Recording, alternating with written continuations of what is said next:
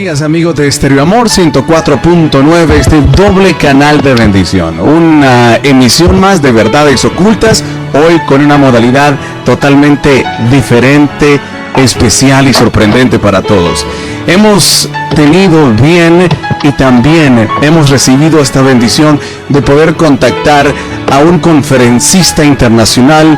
Él se llama Frederick Goodman, quien vamos a poder estar platicando con él. Él se encuentra ahora mismo en España, en Tenerife, si no me equivoco. Allá está de donde hemos podido establecer este contacto. Les cuento que yo he seguido mucho las enseñanzas de Frederick a través del internet. Si ustedes también lo quieren hacer, yo les invito a que lo hagan, a que puedan buscar Frederick Goodman ahí en el YouTube. Más adelante Frederick nos va a dar también la dirección de la página que ellos están llevando, el Project Magen. Muy interesante todas las cosas que ahí podamos aprender, y no solo es lo interesante o curioso, sino que lo importante para poder aterrizar a muchos conceptos que de repente por el lenguaje tradicional que llevamos en las iglesias muchas veces es bien difícil de poder familiarizarnos de una manera más vivencial con ciertos conceptos. Y bueno, Frederick, que ha estudiado diversas áreas de lenguas y bueno, de historia, en fin, es riquísimo el contenido que puede dar. Así que Frederick, bienvenido, gracias, te damos en nombre de Estéreo Amor de Honduras por darnos esta oportunidad, concedernos este espacio de poder platicar contigo. Frederick, ¿cómo estás? Bienvenido a Estéreo Amor. Estamos muy bien, muchísimas gracias por esta oportunidad de poder participar, de interactuar, de dialogar, de poder también llevar algo de esta información a estos medios con los cuales ustedes están teniendo oportunidad allá en Honduras. Es una bendición y bien, gracias también. Estoy ya contento por el hecho de tener la oportunidad de conversar contigo, con el medio que tienes de radio y con la gente que también te está escuchando. Muchísimas gracias, Frederick. Considero que entre a más personas sería estupendo. Definitivamente. Sí, te quería preguntar de entrar el tema que hoy vamos a desarrollar. Yo creo que me hables un poco de Project Magen. Algo de las cosas que más me impacta y me gusta cada vez que veo tus enseñanzas es el énfasis que haces en muchas de ellas, donde vos mismo decís: solo estamos planteando una información, no estamos implantando una doctrina, sino que simplemente trasladando una información para que cada quien juzgue. Pero me gustaría de tus palabras que nos hicieras una introducción sobre esto que nos vas a platicar, en el sentido, de repente habrán muchas de las cosas que nos contés que cualquiera podrá decir, pero ¿de dónde lo está sacando? No está en la Biblia eso que está diciendo, o por qué lo está diciendo. Entonces, una reflexión previa para que todo el contenido que nos vayas a impartir, que tú muy bien lo has acotado muchas veces, que el Espíritu Santo te ha guiado mucho y que has logrado tener esta comunión para también poder de una u otra manera estos conceptos llevarlos siempre ligados a la intención del corazón del Padre. Entonces me gustaría que nos hables un poco de Project Magen y esto que nos vas a platicar, que nos puedas dar bien claros de dónde proviene todo esto, Frederick. Bien, Project Magen es una idea que tuve hace algunos años con la finalidad de poder compartir con las demás personas una información sin necesidad de tener una etiqueta, sin necesidad de presentar algo como si la persona fuese necesariamente un profeta, como si el dogma o la creencia que tiene que ser creída solo porque la persona lo dice. Pienso que se puede estudiar las escrituras y el conocimiento vertido por parte del Espíritu Santo en muchas áreas a lo largo de miles de años en todo el mundo, sin necesidad de encasillar a la gente, encasillar las ideas, encasillar las creencias, y permitir que todas las personas, y no lo digo desde mi punto de vista hacia afuera, sino también recibirlo de esta manera, adquiramos o transmitamos una información y que cada cual use su propio criterio, su madurez, su experiencia para juzgar lo que escucha, evaluarlo y poder a su vez, que es lo más importante, escudriñar el mismo. Es decir, escucho la información y no decir la creo porque me la dijo otra persona, sino que me ayuda a expandir mi mente, dilucidar nuevas ideas, nuevos planteamientos, entonces ir e investigar, porque tengo una idea con base en la cual trabajar, que es el gran problema que tenemos o que hemos tenido a lo largo de los últimos 7.000 años, es que el ser humano vive en un velo de ignorancia, donde la información siempre ha sido filtrada, donde ciertas instituciones han tenido conocimiento y los que lo han tenido o bien lo han destruido o se lo han quedado para sí.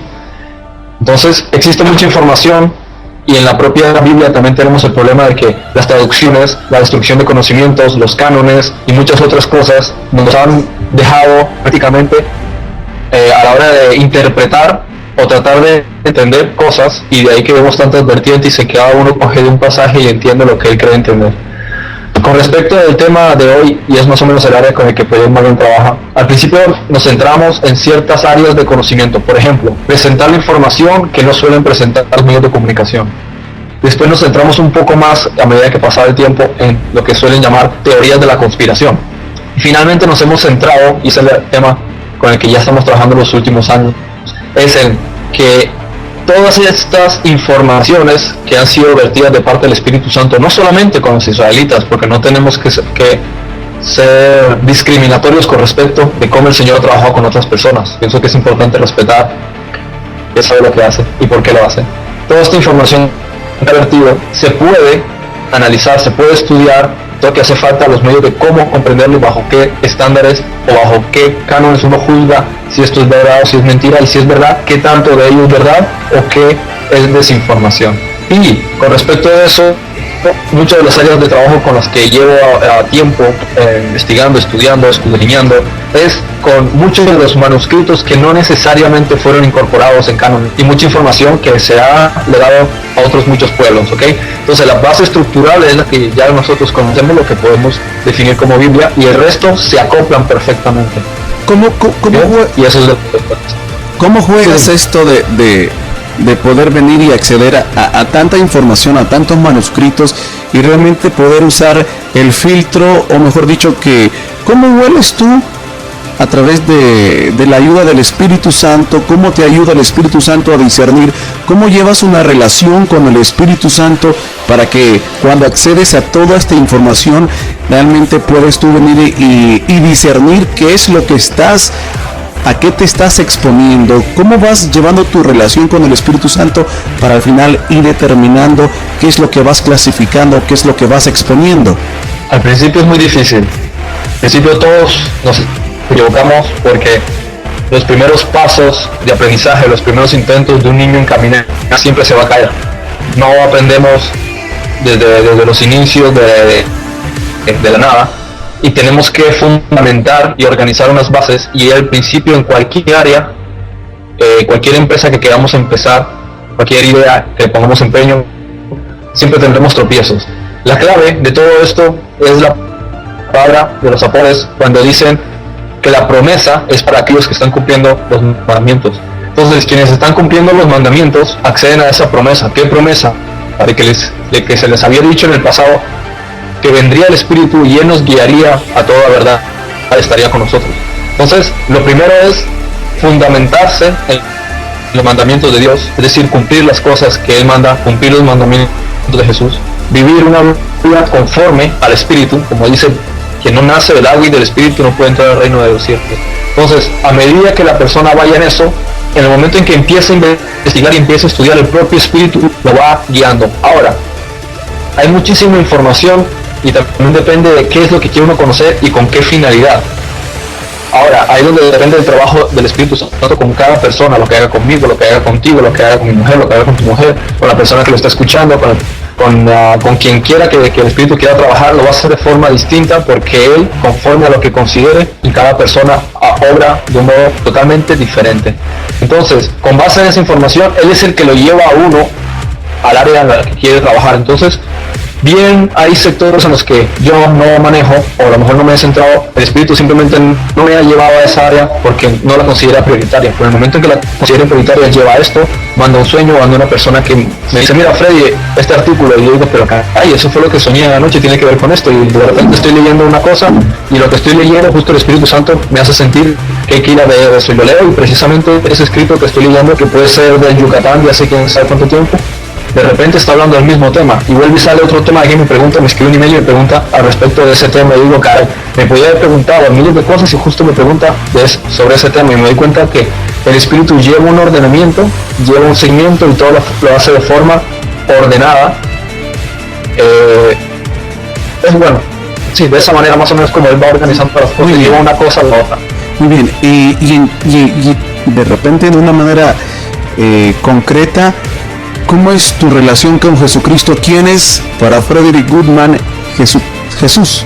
¿Qué significa para él? Y bueno, ¿cómo se manifiesta en la vida de Frederick en relación? Bueno, es una pregunta bastante extensa y creo que merece un aparte específico solamente para hablar de ese área, porque la relación de Jesús en la vida de cada persona merece una dedicación para que la persona comente cómo ha sido su relación personal, cómo le ha conocido, cómo ha llegado a eso. Pienso que todos los seres humanos que queramos entrar en el cuerpo de Cristo, que hemos tenido una experiencia, no solo se basa en esa experiencia, sino una vida teniendo más relaciones, más comunicación, más afinidad, y no solo el hecho del trato con Jesús, sino el hecho de cómo el Espíritu Santo, que es quien se encarga de esto, lleva a la persona a Jesús. Muy bien. Porque eso es lo que también los apóstoles conocían, el hecho de que es a través del Espíritu Santo que nosotros conocemos cada vez mejor a Jesús. Perfecto. Pienso que, si te parece bien, sería bueno tratar el tema de Jesús, correcto, que es más importante aún que cualquier otro tema, pero para una parte. Epílogo. Correcto. Sí, estas preguntas que te hice de introducción es porque yo quiero que nuestros oyentes, quienes vayan a acceder a toda esta conversatorio que vamos a desarrollar este día, puedan tener en su mente claro de dónde viene, dónde radica todo esto que nos vas a exponer, porque es importante que también ellos puedan tener esa tranquilidad de que todo lo que vamos a platicar viene del mismo corazón del Padre, donde tú has desarrollado una relación, y esto que está diciendo no solo es palabra tuya, sino que es de la misma pasión que sientes por Jesucristo. Por eso quería dejar bien claro estos aspectos, porque es importante, como parte también de todo lo que hablamos, que hay un testimonio, una vivencia, algo que realmente hemos desarrollado como intimidad, y no solo venir, como viene has expuesto en algunas de tus enseñanzas, no solo es tener la cabeza llena de información, sino que también esa revelación o eso que venga inspirado del Espíritu Santo. Así que muchísimas gracias por todas estas, esta introducción que hemos logrado para el tema. Y hoy sí, entrando en materia del tema, ¿qué vamos a platicar hoy? Quiero que pongan mucha atención porque el tema es bastante curioso, interesante y sobre todo importante, y que puede quitar muchos velos que hay en nuestros ojos. Frederick, podemos, cuando accedemos a las Escrituras, a los 66 libros que tradicionalmente podemos encontrar en muchas de las casas, vemos ciertos nombramientos, ciertos calificativos que de repente vienen a la mente muchas preguntas. Nos encontramos con ángeles caídos o los caídos, nos encontramos con en el habla popular la palabra demonio, encontramos también espíritus inmundos. Pablo habló de principados, potestades, huestes de maldad, y si no se me escapa alguno, creo que es lo que encontramos tanto en los fantasmas o los fantasma, que también lo encontramos tanto en el habla popular como en las Escrituras. Entonces, el tema que quiero que vayamos desarrollando es poder clasificar y comprender qué es cada una de estas figuras, y luego qué incidencia van teniendo en cada uno. Entonces, no sé si comenzamos con esta clasificación, donde vamos a ir conociendo, por ejemplo, qué es un ángel caído, a qué se refiere, cuál es su forma de operar, algo por el estilo que nos pueda dar este sustento de qué son, contra qué es lo que se nos está presentando cuando vemos esta figura, por ejemplo. Entonces no sé por dónde quieres que arranquemos de cada uno de estos que acabamos de enumerar. Bueno, plantéamelo tú, porque son muchas cosas. Existen muchos tipos. Existe el concepto de, primeramente, qué son autoridades o potestades, qué son los principados y qué finalidad tienen. Luego ya está el área de los ángeles, donde hay ángeles elevados y hay ángeles caídos.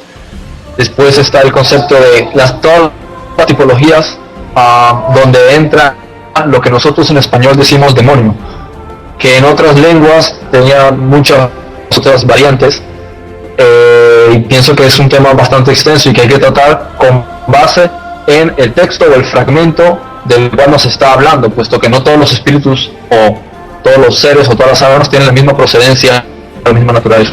Entonces, no sé por dónde quisieras empezar con respecto a eso. Sí, ¿qué te parece que sería el punto inicial por dónde empezar con eso? Sí, porque realmente que es tan extenso. Yo sé que eso está tan extenso, entonces, bueno, me gustaría que comencemos conociendo primero qué son esa figura de ángel caído. Cuando encontramos en el habla popular, o de repente no estoy seguro si en la Biblia se le llama ángel caído, pero cuando se habla en el habla popular de la gente, cuando conocemos esta palabra de ángel caído, ¿a qué podemos estar refiriéndonos? ¿Qué es realmente lo que nos estamos enfrentando con este concepto de ángel caído? Es un concepto popular, como has dicho, es un costumbrismo, hay mucho coloquialismo con respecto de eso, incluso con las palabras mismas o las ideas, mucha tradición, mucho folclore. Esta idea no solo existe en el trasfondo hebreo, existe en el griego, en el árabe, en el sumerio, en la cultura china. Es algo muy particular, muy típico en Canaán, por ejemplo, fue bastante conocido el problema. Tenemos que la idea de ángel caído viene a raíz de los textos como el libro de Enoch y el Génesis, que habla sobre aquellos varones que bajaron y tuvieron hijos con las humanas, y de ahí nacieron los grandes héroes que después se habló de ellos en los mitos.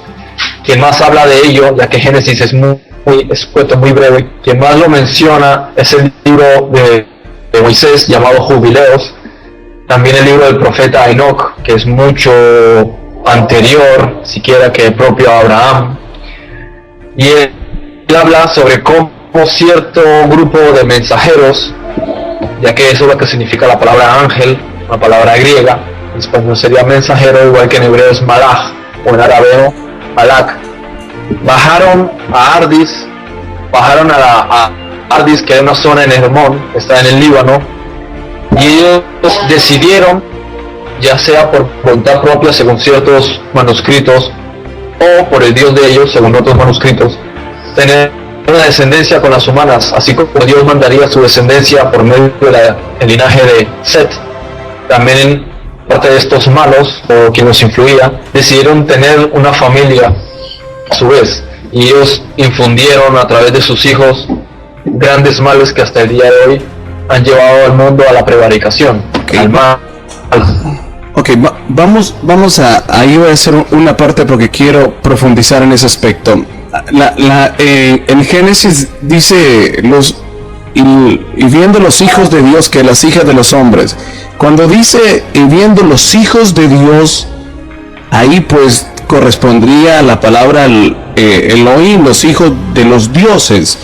Entonces, ¿a qué o a quién nos estamos refiriendo exactamente cuando decimos los hijos de los dioses? Estos no son realmente venidos de la voluntad del Padre, o qué figura tienen, de dónde vienen, por qué se les llama hijos, e hijos de qué dioses es que se está hablando a estos, porque ahí viene un tanto la confusión. En nuestro propio idioma, muchas veces cuando queremos dar a entender algo, por ejemplo un cristiano o un judío, alguien monoteísta, diría, pasó tal cosa, eso es cosa de Dios, son cosas del Señor. Y eso es el trasfondo de cómo nosotros damos a entender que el destino, las cosas que ocurren, están siempre controladas, sea como fueran los peones del juego, controladas por Dios. Entonces, en ese sentido, con respecto a lo que estamos hablando, también ocurre lo mismo con los ángeles. Cuando Dios dice, mis mensajeros que se rebelaron, Él está incorporando así todas las cosas creadas, está dando a entender que a Él no se le está escapando nada, aunque los propios ángeles, entre comillas, de lo que se está hablando, tengan su propia historia, la cual es mucho más extensa. Entonces, después está otro aspecto, y es la palabra Elohim. La palabra Elohim realmente significa dioses. De hecho, él la palabra Elohim sale de el, es singular, Ehim es un plural masculino, igual que Ote es plural femenino. Hablo de hebreo, hablo del arameo. Entonces, cuando los israelitas llegan a la tierra de Canaán en la conquista, cuando vencen a las 5 ciudades, ellos llegan a una tierra de los hititas, de los uritas, de los idumeos, de todos ellos, muchos de los descendientes de Canaán, los que habían venido de Chipre, de Creta, de las descendencias de Egipto, y ellos toman esa tierra y todos en común tienen un lenguaje que es semítico, incluso el ugarítico, que parece acadio o sumerio, el fenicio, el hebreo se parece, el arameo, todos ellos tienen algo en común y es la forma lingüística, y para ellos la forma de decir dioses en general era Elohim. Entonces, la palabra singular, el, se refería al principal dios de los dioses de Canaán, al cual los griegos llamaban Zeus. Por ejemplo, Zeus tenía un grupo que se llamaban los olímpicos, eran 12 dioses y el principal era Zeus. En Canaán, el nombre que él tenía era él, su hijo, por ejemplo, era Baal. Entonces, él era el concepto de lo que nosotros en español decimos Dios. Y fíjense que nosotros mismos tenemos ese error de decir que el Padre Universal se llama Dios, cuando la palabra Dios realmente procede del indoeuropeo Jaus, que es el nombre de Júpiter, o sea, de Zeus. Dios también es un derivado, un sustantivo del nombre Zeus, y sin embargo nosotros no lo vemos de esa manera porque no pensamos que no es un nombre propio, sino que es un calificativo de alguien, es decir, un ser sobrenatural, inmortal, que tiene la capacidad de jugar un rol en la creación, se le llama un Dios. Entonces, ¿por qué nosotros le llamamos Dios? Si es un calificativo, no es su nombre. Bien, entonces aclarando eso, diría que en la región de Canaán, la forma de decir Dios, genérica, se decía él, y plural se decía Elohim. Entonces, cuando el Señor decía, yo soy el Elohim verdadero, él quería decir, yo soy el Dios verdadero, la deidad verdadera, yo soy el concepto de la deidad de los dioses verdadero.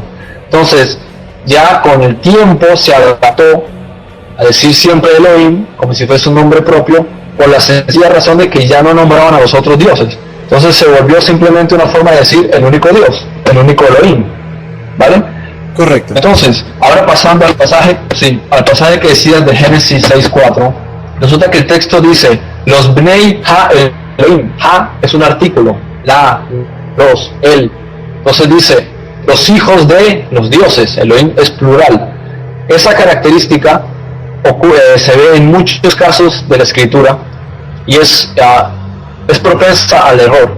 Lo que quiero decir con esto es que los traductores tienen a veces un trabajo muy grande, no a veces, siempre tienen un trabajo muy grande, pero también está la cuestión de que en los puntos muy chiquititos de la letra menuda se cometen ciertos fallos. Un ejemplo, dice la escritura en Crónicas, en 2 de Samuel, y Dios puso en el corazón de David censar a Israel. Y después en otro pasaje que repite lo mismo, de otro escritor, redacta, pone, y Satanás puso en el corazón de David tentar a Israel. Eso no tiene sentido. Correcto. Pero claro, si tú lo lees en hebreo, no te está diciendo Satanás, te está diciendo Satán. La palabra Satán, sin el artículo, significa oposición. Entonces, lo que hubo fue oposición en contra de Israel que se puso en el rey David. Igual Jesús le dice a Pedro, Pedro, no me seas de oposición. No le dijo a Pedro, alejate de mí, Satanás. Entonces, para referirse a aquel a quien llamamos Satán, utiliza el artículo, es decir, el opositor, o sea, aquel individuo que ya sabemos quién es, que se opone a todos nosotros. Entonces, cuando se utiliza el artículo Ha, Elohim, se refiere a esos dioses, a los dioses, a las deidades. Entonces, los hijos de los dioses tuvieron la desfachatez de bajar a la tierra y escoger mujeres de la descendencia de Caín y tener hijos con ellas. ¿Con qué finalidad? De su propia descendencia. Y no para colmo, los hacen, y para terminar de empeorar las cosas, les enseñan el conocimiento, el poco que ellos habían adquirido de las cosas de arriba, haciéndolos una raza especial con respecto al resto de la humanidad, pero no especial para bien, sino para enseñorearse de todo el resto de la humanidad. Entonces, estos no es que realmente vivían, digámoslo así, en el seno del Padre, en la plenitud de lo que conocemos como esa gloria santa y pura, sino que realmente eran descendientes de otros que tenían intenciones de someter a los terrestres y a otras formas de vida. Sí, hay muchos tipos de ángeles. Como decía, hay ángeles elevados y hay ángeles inferiores. dentro de las categorías de los ángeles, en su naturaleza, en su esencia, en su historia, en su realidad, su procedencia, vamos, en lo que ellos son en sí mismos, sus trabajos y a quién pertenecen, es una cantidad, una ramificación enorme. Nosotros hablamos, por ejemplo, de los seres humanos y vemos que los propios seres humanos, a pesar de que no hay mucha variación en la sangre, ¿no? Hay 4 tipos de sangre, sin embargo la sangre es la misma, como decía Pablo, de una sangre Dios hizo a todos los seres humanos. Y con todos nosotros vemos gente negra, gente amarilla, gente blanca, gente rubia, gente de ojos claros, gente de ojos azules, gente alta, gente bajita. Y somos muchísimos en un mismo planeta. Entonces, si ahora hablásemos desde el punto de vista universal, ¿cuántos mensajeros, por de llamarlo en español, o ángel en griego, o malaj en hebreo, existirían en el universo? Muchísimos. Entonces también sus tipologías hay muchos, y hay una gran historia de cosas que ocurren, que vienen ocurriendo y que ocurrirán, que no necesariamente están transmitidas en un libro, que lo que nos transmite a nosotros es el plan de salvación. ¿Okay? Entonces, a eso es a lo que me quiero referir yo con respecto de esos ángeles, lo que me estás diciendo ahora. Entendemos. Entonces, estos ángeles, obviamente la palabra nos muestra que recibieron su encarcelamiento, fueron atrapados, capturados, y Pedro creo que los nombra, si no me equivoco, cuando estos fueron encarcelados en lo que se conoce como el Tartarus o el Tártaro. Exacto. A ellos se les dio, como tiempo máximo de vida en la superficie 120 años. Entonces se determinó que Rafael capturase a uno de sus principales, y después se mandó a otros de los mensajeros de los 4 principales que trabajan para Adonai, que capturase a aquellos principales. Entre ellos había 7 que habían sido los que enseñaron a la raza humana cosas que no debían haber enseñado y que causaron una gran mortandad entre la humanidad, mucha desgracia, mucha perversión. Tal fue el mundo como se dañó desde el sentido militar, porque hubo muchas guerras, mucha masacre, hasta el grado de la espiritualidad, porque también hubo mucha depravación, y incluso entre lo que son los poderes oscuros, porque enseñaron leyes de la naturaleza que estaban prohibidas conocer.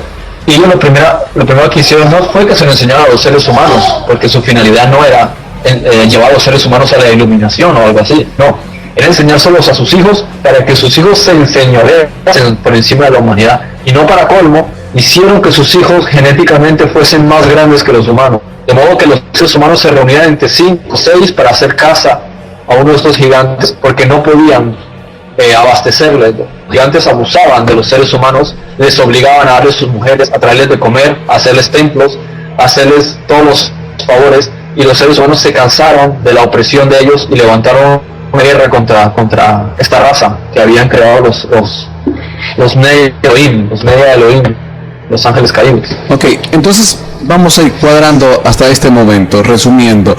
Los ángeles caídos descienden, toman mujeres, procrean y nacen gigantes u otras deformaciones genéticas, porque también podemos ver en mitologías que suceden cosas interesantes. Por ejemplo, qué sé yo, sirenas, hombres mitad caballo, mitad hombre, y otras deformaciones.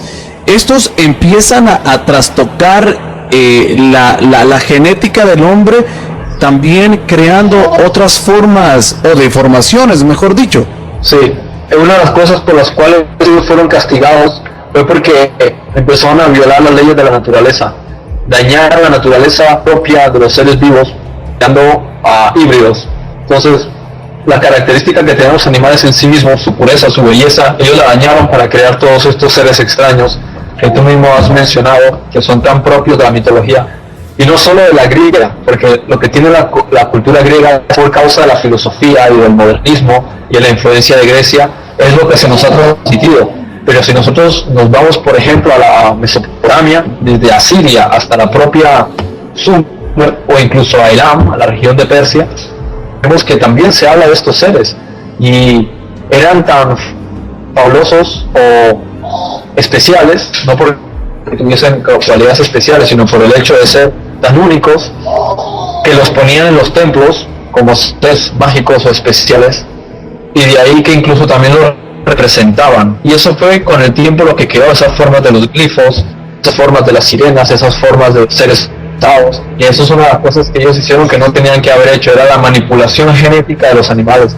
Para ellos no era ningún problema poder tener control, una conexión con los seres humanos, pues no hay ninguna complicación para ellos bajar de un escaño superior a un inferior y manipular el escaño que es inferior a ellos. Difícil sería para quien está en un escaño inferior acceder a uno superior, puesto que no está en su naturaleza poder intervenir ahí.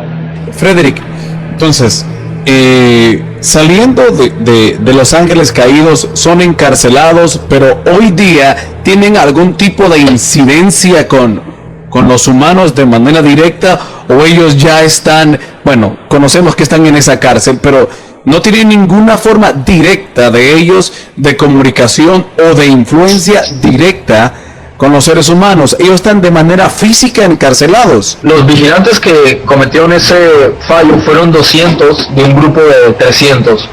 100 de ellos no se metieron en el asunto, según parece. Entonces estos 200, según dice el profeta, no, que ellos parece que se arrepintieron, pero después de haber hecho lo que habían hecho. Si es un arrepentimiento de corazón, eso ya yo no, a eso no lo puedo saber. La cuestión es que se arrepintieron. En todo caso, lo que hicieron fue a conciencia, y sabían lo que estaban haciendo, por qué lo estaban haciendo, y eso es lo que acarrea una mayor consecuencia, condenación, si podemos llamarlo así. Entonces se les dio 120 años, y una de las primeras cosas que iban a ocurrir en esos 120 años era que ellos mismos iban a observar cómo sus hijos iban a ser destruidos entre ellos mismos. Entonces se envió a Gabriel a que de forma indirecta, sin que ellos se diesen cuenta, los influenciara unos contra otros, de modo que los jefes de los gigantes hijos de uno de los ángeles caídos se puso en contra del otro, y el otro en contra del otro, y durante todo ese tiempo instigaron a unos contra los otros y los motivaron a la guerra, de modo que empezaron a masacrarse. Era tal la depravación y la falta de principios y moral de esta gente, y lo mal que estaban cerebralmente, que incluso cuando se vencían se reventaban los miembros y se comían entre ellos mismos y se bebían la sangre. O sea, no tenían la lógica que hubiese tenido a lo mejor un ser humano, hubiera respetado ciertos principios incluso de sus enemigos. Cuando pasan estos 120 años, mandan a Rafael y él captura a Azazel, que fue el principal de ellos, que de hecho hasta el día de hoy en el libro de Levíticos se lee sobre Azazel. Cogieron a los principales, cogieron al grupo y los separaron en dos grupos, los líderes en un grupo y el resto de los seguidores de ellos en otro grupo, y los encerraron en Tártaro, en las prisiones que hay debajo de la tierra. Debajo de la tierra es todo un mundo increíblemente grande, ¿no? Pues hay una sección que se llama Tártaro, que son las mazmorras donde son encerrados. En el segunda de Pedro le llaman el infierno, igual que otros pasajes, porque simplemente es la palabra que del latín se tradujo, pero no significa que esa fuese la palabra apropiada o acorde a la lengua griega que fue en la cual se escribieron las cartas del Nuevo Testamento. Entonces, ellos son encerrados. Cuando ellos son encerrados, después de haber visto la muerte de sus bien amados, tiene lugar el diluvio. El diluvio se lleva la vida no solo de seres humanos, sino también de esta raza de gigantes. Los Nea Elohim tenían el nombre de su raza, se llamaba Anacenos, o hijos de Anak. Los hijos que ellos habían tenido con las humanas, que eran estos híbridos, mitad humano, mitad ángel caído, eran llamados los hijos de la Rafá, llamados colectivamente los Refaim. De ellos, tanto de los Anacenos como de los Refaitas, se lee en el Nuevo Testamento, especialmente en el libro de Números, se habla de lo grande que eran ellos. Entonces, los son encerrados en mazmorras y se les determina 7.000 años de encarcelamiento. Al final de los 7.000 años son sacados y son juzgados. Sin embargo, como en todo juicio, tienen que presentarse a un tribunal para que se analicen sus razonamientos, ¿no? Igual que un tribunal, una persona la llevan a la cárcel y en cualquier momento durante el tiempo de cárcel sale, va a juicio y después vuelve a cárcel. Es como un proceso, ¿no? Y ahí que, por ejemplo, leemos Job, el libro de Job, capítulo 1:6, o el libro de Job, capítulo 2:1, que en cierto momento vinieron los hijos de Dios a presentarse y vino entre ellos también Satanás, que venía de rodear la tierra.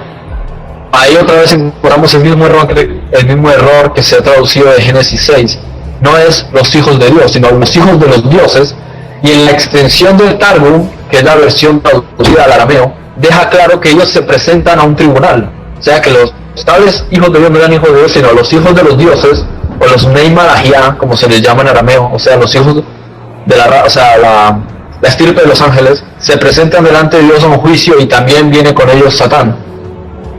Entonces, para que uno haga esa analítica con respecto al tema, entonces son encerrados por 7000 años. Sus hijos, ellos mueren en el diluvio, pero sus espíritus escapan y empiezan a revolotear por toda la tierra, a moverse y a hacer apariciones a los seres humanos y a perseguirlos y a acosarlos.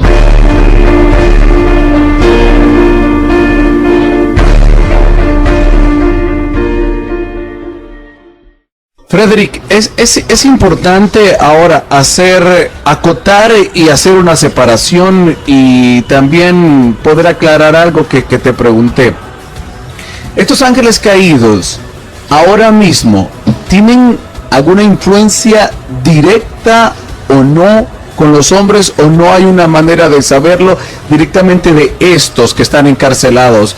O como podríamos entender que como están encarcelados físicamente no, pero como no sé, hay tanto que de repente desconocemos, y quizás tú tienes algún conocimiento o fuente que pueda ampliar esto. Los que están encarcelados no pueden salir, ni pueden tener ningún tipo de relación. Muy bien. Ellos no. Ok. Sus hijos, muy bien. Sus hijos sí. Sus hijos sí. Okay. Ellos no pueden salir.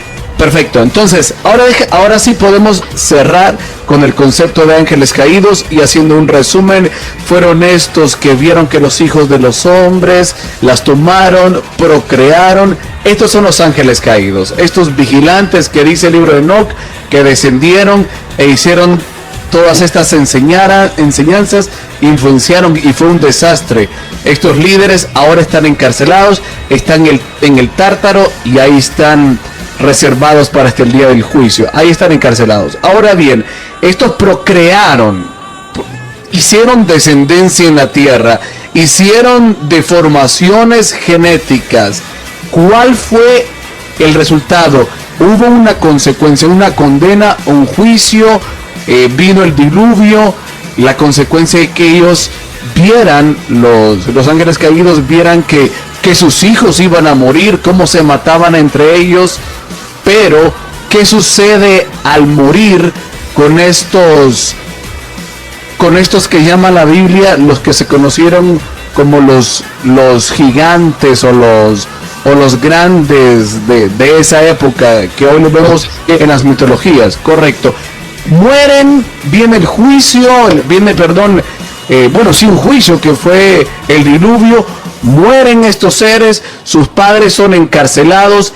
¿Qué pasa con los espíritus de estos que murieron? Se dedican a hacer el mal. Se dedican a perseguir a los seres humanos y a acusarlos. Sí.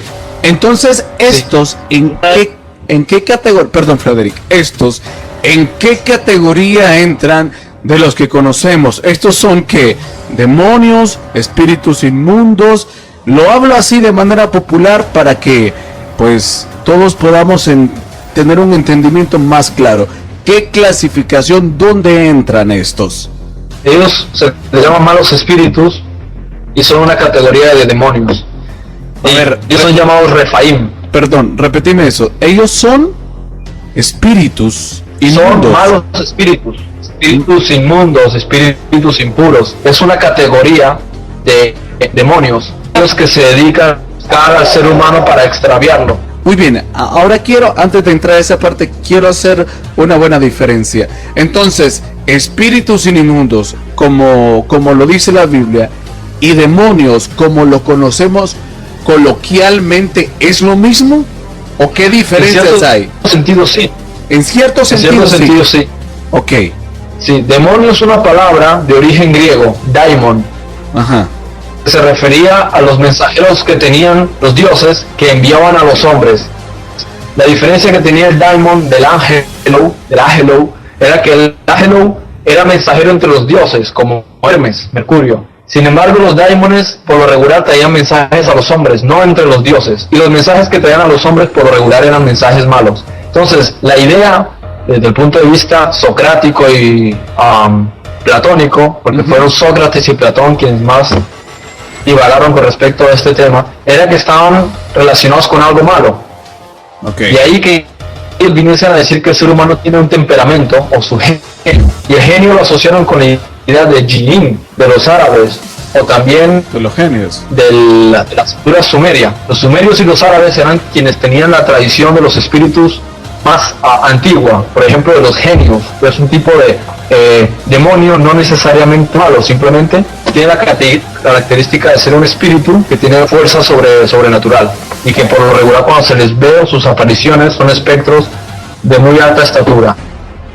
Entonces, pero los demonios son... Estos que me estás describiendo son los mismos que fueron el resultado de la muerte en el diluvio. No necesariamente. Okay. Hay muchos tipos de espíritus, tanto en la tierra como fuera de ella. Okay. No solamente las cosas están sujetas a la fisicalidad, si podemos decirlo así. No todo está sujeto necesariamente a la materia, a lo que nosotros vemos, tocamos, palpamos. Hay muchas cosas en ámbitos de lo que está por encima y de lo que está por debajo, que nuestros ojos humanos no lo ven, nuestros sentidos están sujetos o limitados por la materia, no son capaces de discernir. Están en otra dimensión diferente a esta de que nosotros vivimos. Muchos tipos. Sí, por ejemplo, nosotros, ¿qué es lo que vemos? Nosotros vemos lo que dentro del rango de la luz se puede ver. Correcto. Sin embargo, por encima de la luz están los gamma, por debajo están los infrarrojos, y hay mucho más, y la franja de visión del ser humano realmente es ínfima, es pequeñita. Entiendo. Muy bien, continuamos entonces. Ahora sí, haciendo esta aclaración, retomemos el tema.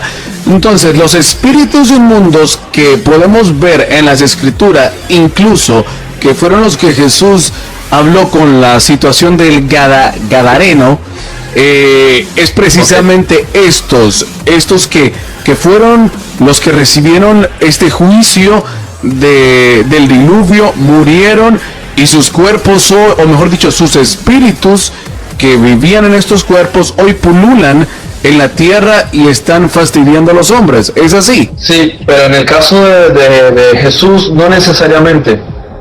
Okay. Jesús menciona varios espíritus.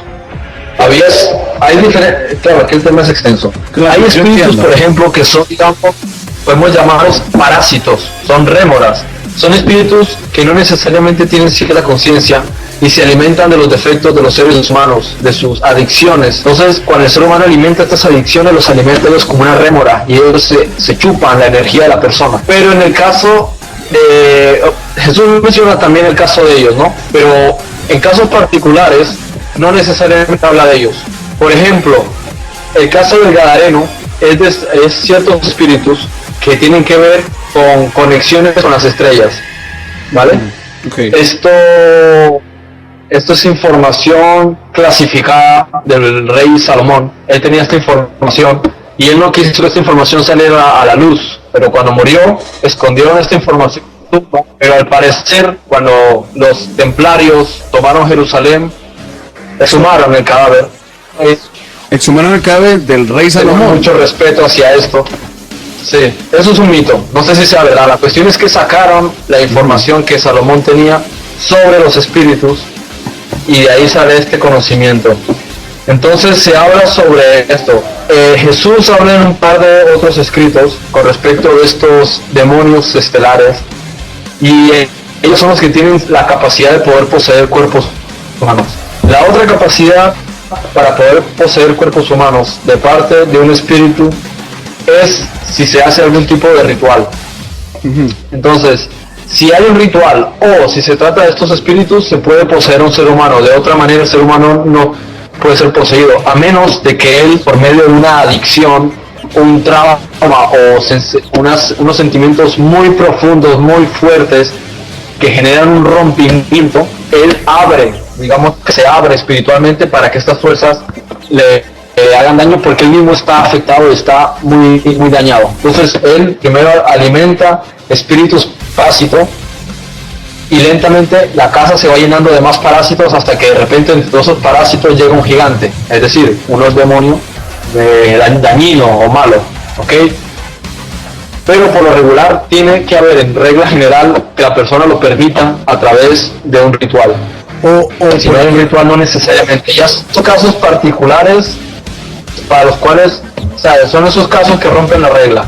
Pero generalmente es a través de un ritual. Entonces, fíjate el caso del Gadareno. ¿Dónde estaba el Gadareno? El Gadareno se la pasaba entre los sepulcros, es decir, entre los muertos. ¿Qué hacía una persona en su tono juicio en medio de los sepulcros?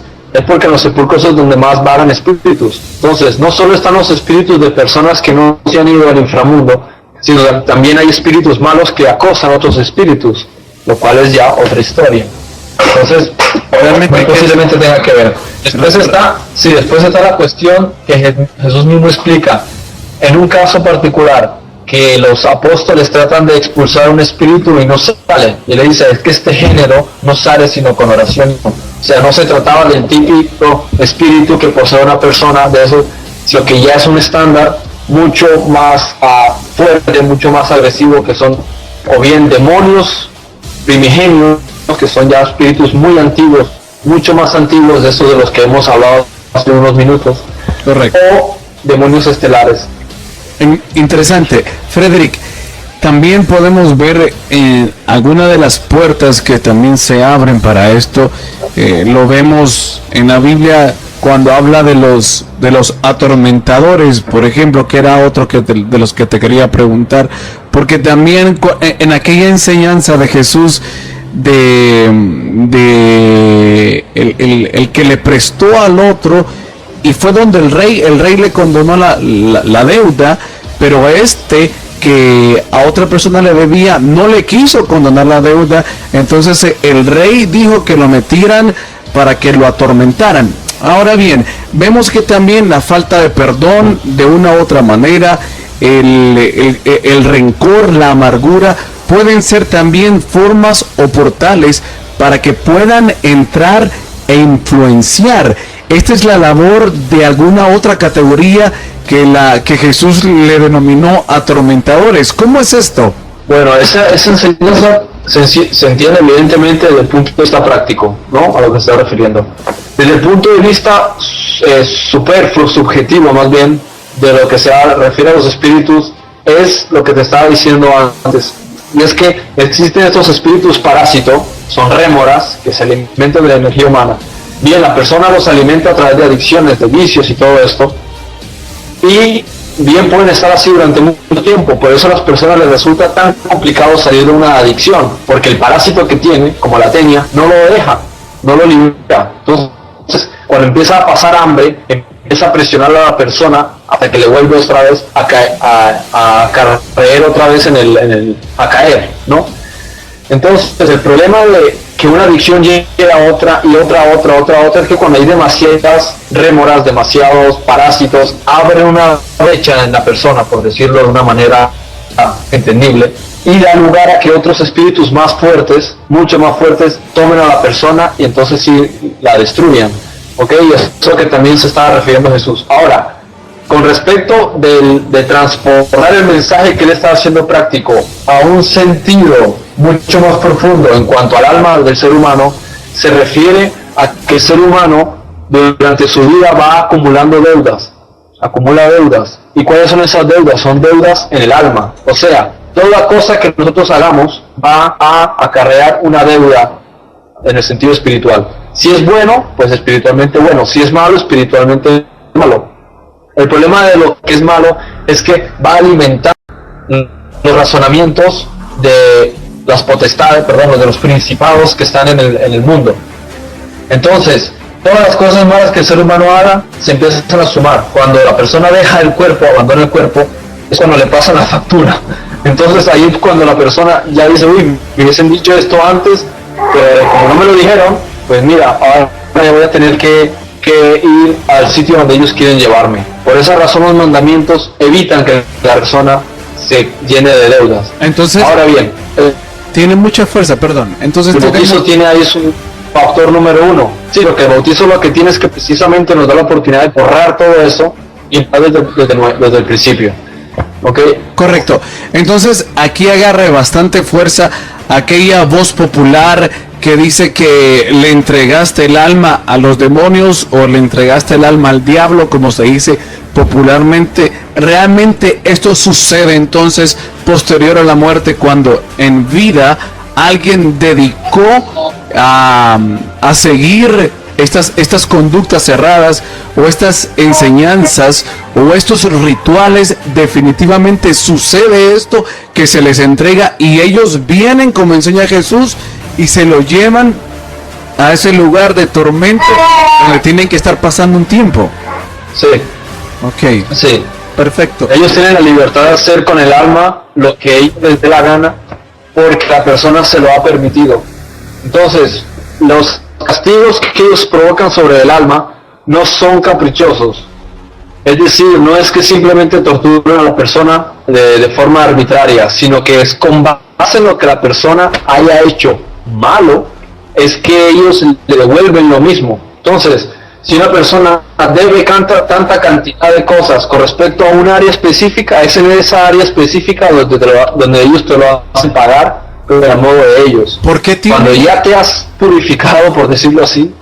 ¿Por qué tienen ellos esta autoridad posterior? Es decir, ¿qué argumento legal? Porque el reino de Dios se mueve a través de leyes y preceptos.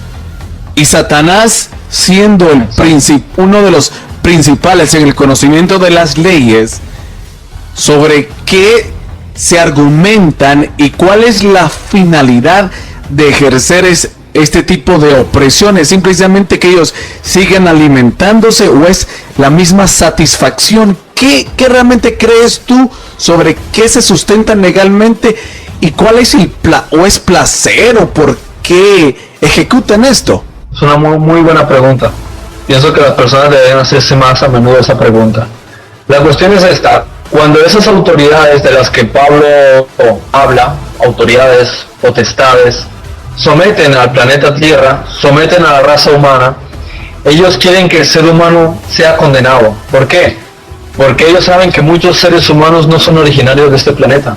O sea, ellos vienen de la gloria de arriba, ellos vienen del seno del Padre, y eso ellos lo sabían desde tiempo primordial, porque el Espíritu de Dios se los había profetizado, que ellos se creían dioses de este mundo, pero en cierto momento la raza de Dios, los hijos de Dios, iban a venir al planeta, los verdaderos hijos de Dios, iban a venir a este mundo y les iban a arrebatar el poder, porque este mundo había sido previsto mucho antes de su propia creación como la morada para los hijos que están en el seno del Padre.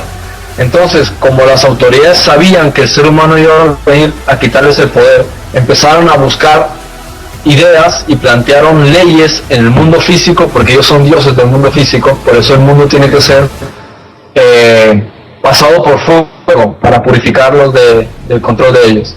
Entonces establecieron las pautas sobre los lineamientos, y todos los lineamientos que no tienen que ver con Dios son los lineamientos de ellos, porque ellos son los dioses del caos y de la oscuridad. De modo que todo lo que es malo nace de ellos, fluye de ellos, emerge de ellos y les pertenece. Si la persona hace algo que es de ellos, les debe a ellos. Pero si la persona obra la justicia, pertenece al reino de la justicia, que es de arriba de los reinos eternos. Y ese es el razonamiento principal. De modo que ellos dijeron, bueno, si nosotros conseguimos que el alma se condene, tenemos al alma sometida. Pero ¿a dónde la someten? En la fisicalidad la someten a través de las enfermedades y de la muerte y de los sufrimientos del ajetreo diario, del agotamiento del ser humano, porque la vida ellos la han puesto tan difícil que el ser humano vive solo para trabajar y agotarse y vivir sin esperanza y sin saber por qué vive. Pero lo peor viene cuando él abandona el cuerpo, porque entonces tienen la libertad sobre el alma de hacer lo que ellos les apetezca. Muy bien. ¿Por qué? Porque cuando ellos aparecieron en el mundo, ellos se hicieron primeramente señores del abismo. Por eso el inframundo está en el abismo. Y ellos, cuando arrebatan el alma, si el alma ha hecho lo que ellos pertenece, se lo pueden llevar. Perdón, Frederick, a ver si me repetís esa parte de lo recién, no del abismo. Repetime esa parte, por favor. Las autoridades, los potestades, los que la gente del mundo ha llamado dioses, no eran dioses de la superficie de la tierra, no eran dioses de los elementos. Eso ya fue una cuestión, conceptos cerrados de la sociedad, de la humanidad, de las civilizaciones. Ellos realmente eran dioses del abismo. Ellos tenían el control sobre el inframundo, porque fue allá donde a ellos se les lanzó. Ellos fueron deportados a las partes bajas de la tierra. Ahora, cuando el ser humano empieza a cometer lo que nosotros llamamos pecado, es decir, transgresión, que es una palabra latina, peccatus, transgresiones, existen leyes, cuando la persona las viola, entonces no tiene derecho de tener libertad, con respecto del alma me refiero, el alma no tiene libertad. Así que ellos pueden tomar el alma y la pueden acusar, la pueden golpear o maltratar con base en las cosas que el alma ha hecho mal. Por eso ellos consiguen liberarse de esa carga. ¿Qué carga? De saber que el ser humano no les va a hacer un tropiezo, no les va a quitar el poder, no les va a quitar el control. Y la finalidad de ellos es coger el alma y arrebatarla y llevarla al abismo. Ayer Frederick veía la película de Thor, la 2, El mundo de la oscuridad, no recuerdo cómo se llama. Y bueno, la finalidad o el tema que se manejó era que la oscuridad quería volver a gobernar sobre los 9 reinos. Entonces, me parece un ejemplo bien gráfico para comprender lo que estás diciendo. Ellos están buscando nuevamente que la oscuridad vuelva a ese principio donde ellos eran los que gobernaban completamente y bueno, sí, literalmente gobernaban en ese mundo de oscuridad. Es un buen ejemplo para poder graficar esto que nos estás planteando. Sí. De hecho, es muy significativo porque las películas son dirigidas por... dirigidas por directores, evidentemente, valga la redundancia, ¿no? Y muchos de los redactores de las películas y demás, muchos de ellos que están en Hollywood realmente son masones, y casi todos están dentro de la escuela de misterios, si se puede llamar así, de la masonería, y ellos tienen cierta información, no que tengan la verdad, pero dentro de lo que cabe tienen una información con respecto de ciertos misterios. Por eso sacan argumentos en las películas que de un modo u otro son muy parecidos y parece que hubiesen salido de la misma escuela. Un ejemplo, saca la película Thor. ¿Por qué saca la película Thor? Porque Loki es el nombre con el cual los nórdicos llamaban a Satanás. Entonces fíjense de hecho las características que tiene Loki. Es brujo, es traicionero, es astuto, es sabio, sabe de magia. Todas esas cosas, esas connotaciones, era una de las características que tenía Satán, acorde a cómo lo conocían los antiguos nórdicos. Perfecto. Frederick, ahora retomando lo que veníamos hablando de estos espíritus inmundos, también veía en una de tus enseñanzas, me llamó mucho la atención, decías que algunos de ellos, su madre es la materia. Entonces, son seres energéticos. ¿Y de dónde proceden estos que les ha llamado algo así como bichos? O no sé cuál fue el ¿cómo se llama? El calificativo que les diste, pero como tipo de alimañas. ¿Quién los creó? ¿De dónde vienen? Si son del espacio celestes, pero pueden venir acá y de repente no tienen un cuerpo físico, pero son formas de energía. Entonces, ¿quién nos crea, Frederick? ¿Y cómo es esto de que su madre es la materia? ¿Comprendía? Me estás preguntando sobre los demonios más antiguos. Correcto. Sobre esto que nos explicabas sobre esto que nos explicabas que se pudo tener acceso a información gracias a escritos antiguos del rey Salomón, que decías que eran como bichos que van chupándote o comiéndote. Me imagino que la forma de comerte es a través de... ¿Ah? No, Salomón hablaba sobre otros espíritus. Él hablaba en uno de sus escritos hablaba sobre los demonios estelares, y en otro de sus escritos hablaba sobre los demonios del abismo. Okay. Muchos de los cuales tienen que ver con los Rephaim, es decir, los hijos de los Nei Elohim, de los anasenos, los hijos que nacieron de la unión de estos ángeles caídos con humanos. Y estas alimañas, esos parásitos, correcto. Estos parásitos. La pregunta que me estás haciendo es con respecto de los demonios primigenios, los más antiguos de todos. Okay. Bien, las autoridades del caos, cuando ellos aparecen en el mundo, ellos necesitan un séquito para trabajar. Uh-huh. De manera que ellos al principio trabajan con ángeles que ellos crean. Esos ángeles fueron los que después bajaron y tuvieron hijos con las humanas realmente. Esos son esos dioses que son los dioses de esos ángeles. Muy bien. De manera que ellos al principio llevaban un seguimiento con respecto al desarrollo de la civilización humana, pero ellos maldicen la tierra y el espíritu de la sabiduría los deporta al abismo. Pero su jefe, su principal, que los judíos lo llaman el ángel Samael, en otros textos lo llaman Sakla, los gnósticos lo llaman Yaldabaoth. Él es deportado al abismo y él se crea un montón de demonios para poder continuar su trabajo. Los primeros demonios que él había creado, junto con sus ángeles, fue al principio de los tiempos, antes de ser deportado. Creó 365 demonios. Cuando fue deportado al abismo, ya creó infinidad de demonios con la finalidad de perseguir a los seres humanos y acosarles. Sus características, pues, son como sombras grandes con características de reptil. Y casi todos los seres del mal, en términos generales, de la tierra, tienen características de reptil. Perdón, que esa parte veo se cortó y es muy importante que te la vuelva a preguntar, porque hay personas que ven literalmente sombras con figuras de reptiles. ¿Me repites esa parte? Son seres oscuros con sombras y formas de reptiles, ¿así lo dijiste? Sí, son parecidos a sombras, muy altas, muy grandes, y tienen características de reptil. Otros tienen cabeza de chacal, parecido al perro. Por esa razón, el simbolismo de la serpiente, el dragón, el basilisco, el perro, fueron siempre asociados con el inframundo y con los demonios, pero especialmente esos dos primeros. Te pregunto. Todo lo que son categorías de reptiles, y después perros. Perfecto, porque en lo particular, especialmente el tipo de perro que parece un galgo, un podenco, que es este perro muy delgado que tiene como la cabeza parecida a los Doberman. Correcto. Te lo pregunto porque particularmente yo he tenido sueños donde he luchado con perros o incluso seres oscuros muy altos, ¿cómo se llama? Con cabezas de perros. Entonces, y yo sé que hay otras personas que también pueden ver, no solo en sueños, sino que en visiones, cuando están despiertitos, pueden ver que de repente hay personas que andan, dicen ellos, yo he escuchado personas que dicen, por ejemplo, ese individuo anda encima un animal de tal forma, dice, anda una serpiente enrollada, anda, qué sé yo, un chacal, un zorro lo anda persiguiendo.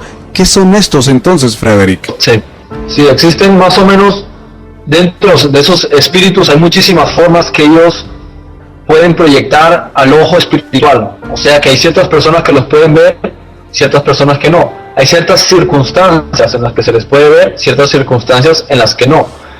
Lo que se puede ver son estos seres, como sombras, parecidos, como he dicho, a reptil, y después están los que parecen mamíferos, como el caso de perros, chacales, especialmente son muy parecidos a tipos de carne, lobo y demás. Y también el rango de los felinos, como el caso de los jaguares, leopardos, gatos, tigres, son muy parecidos, incluso león, pero esa ya es una característica más propia de ciertos seres muy particulares, pero por lo regular, en lo general son relacionados con reptil. De ahí viene el símbolo del dragón. El dragón realmente es una serpiente con miembros, patas delanteras y traseras.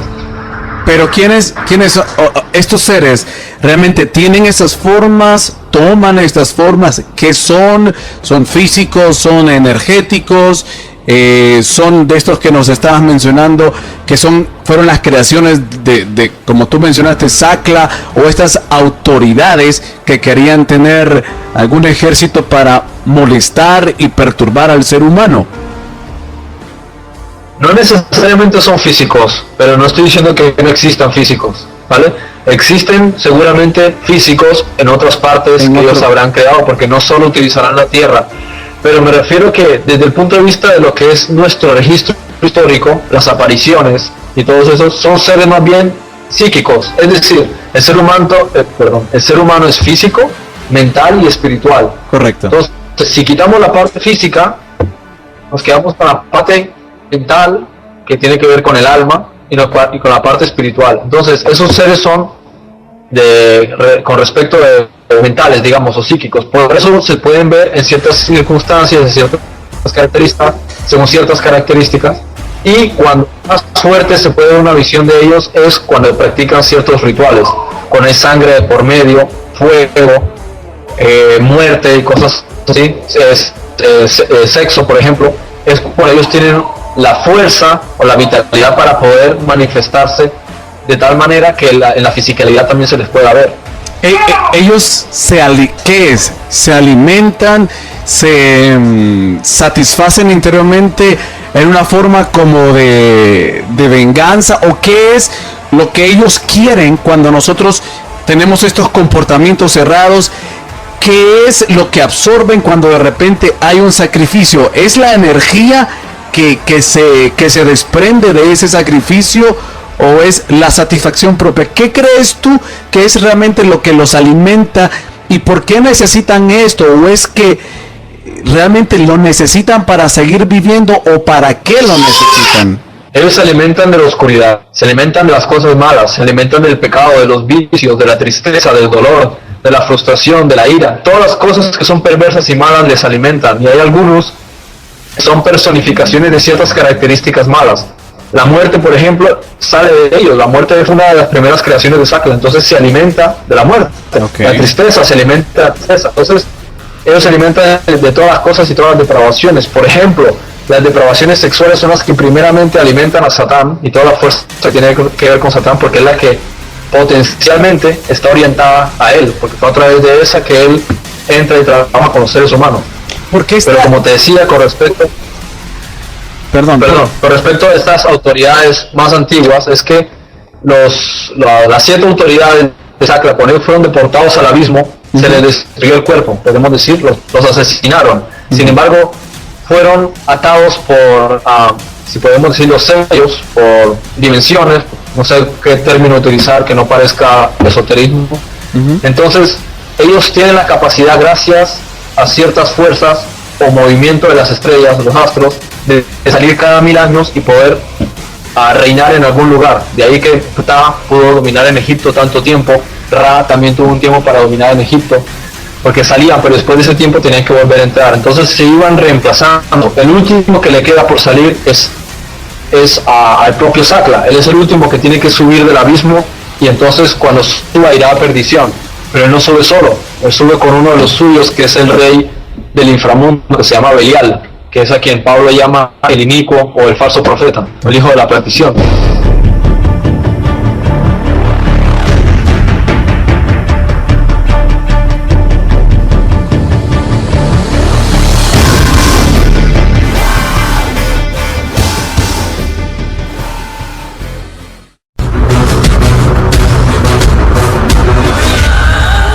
Cuando nosotros estamos viviendo estas experiencias de ataduras o brujerías, hechicerías, fijaciones mentales, de repente también hasta obsesiones con personas y cualquier otra forma de opresión que estos ejerzan, existen salidas como ir y buscar un curandero para que nos ayude, o buscar una persona que hace limpias, o es para cualquiera el que pueda ejercer y venir y decir que va a limpiarnos para que ese espíritu no nos influencie, o cuál es la única manera para poder enfrentar esto y cómo enfrentarlo. ¿Qué ocurre, por ejemplo, con los santeros, con los chamanes y con personas similares, los que leen las cartas y los que hacen todo eso? Muchos saben, muchos no saben que lo que están haciendo no lo están haciendo por su propia fuerza. Son conscientes de que existen fuerzas en la naturaleza, pero estas fuerzas no se rigen solas. La propia fuerza de la Tierra, que nosotros le llamamos gravedad, no es simplemente un capricho de la naturaleza, sigue un patrón. Eso es lo que se estudia en la física cuántica, en la mecánica cuántica. ¿Por qué? Porque uno tira algo después de muchas vueltas y sale volando a fuerza centrífuga. Entonces, cualquier persona que quiera sacarte a ti una cosa, ¿por qué fuerza lo hace? ¿Qué autoridad lo hace? ¿A través de quién? Mucha de la gente que practica el espiritismo, ¿no?, o que hace este tipo de favores espirituales, como lo podrían llamar, ellos no lo pueden hacer por sí mismos. Si Jesús les diese la autoridad, ellos lo harían, pero entonces no estarían sacándole beneficio económico. De modo que lo están haciendo por un lucro. Quienes les ayudan son espíritus. De modo que te están quitando un cristal sucio, como dice mi mujer, y te lo están limpiando con un trapo sucio. Por consiguiente, están reemplazando una cosa por otra, porque no pueden hacerlo si no es a través de otro espíritu, porque no existe otra manera. Entonces, no necesitamos intermediarios de otros espíritus, porque a la larga me quitas un parásito, pero me pones otro, y a mí eso no me va a solucionar el problema, me va a hacer siempre dependiente de otros espíritus. Y el único espíritu que nosotros necesitamos es el Espíritu Santo. Él es el que nos mantiene la sanidad interior de la pureza. Ahora, muchas personas están tan atadas, tan esclavizadas a las adicciones de estos parásitos espirituales que no les permiten siquiera poder dar un salto hacia adelante y liberarse. Ok, si hay alguien desde el punto de vista espiritual, llámele de alguna religión que profese a Jesús, que le pueda ayudar, sería estupendo. Si no lo tiene, pues difícil lo tiene. Ok, de todas maneras, dentro de la voluntad del Señor está a quién va a ayudar, a quién no va a ayudar y en qué momento y bajo qué circunstancias o condiciones le va a ayudar. También puede una persona ayudarle a través de oración, porque la oración también puede ayudar enviando ángeles de esas dimensiones a que liberen a la persona de esas ataduras, de esos parásitos. ¿Okay? Ahora, si la persona lo puede conseguir por sí, sería estupendo que la persona haga, como dice Pablo, que ponga en acción el espíritu que nos fue dado, que es el de dominio propio. Si la persona lo puede hacer, estupendo. Una de las razones más importantes, o uno de los razonamientos más importantes para que una persona por sí misma, ojo, que no conozca a Jesús, que no tenga a alguien que ore por él, que no tenga a alguien que lo introduzca en algún tipo de vertiente espiritual que lo lleve a Jesús, por no decir religión, es que la propia persona utilice una dinámica totalmente distinta de cambio de actividades, lugares, dinámica, forma de alimentación, disciplina, horarios, todas las cosas que él tiene. ¿Por qué? Porque todo en el universo, si han visto alguna vez la película Matrix, es como si fuesen factores matemáticos. El lugar donde estás, la rutina que llevas, la forma que tienes de comer, las horas que tienes de dormir, las cosas que ves, las películas que ves, las cosas que lees, las personas con las que te relacionas, la rutina que tienes, todos son patrones. Si la persona rompe con todo eso, lo que se suele llamar ayuno, rompe con todo eso, desvincula los espíritus que están asociados con estos patrones y al romper la disciplina, le rompe a ellos el seguimiento.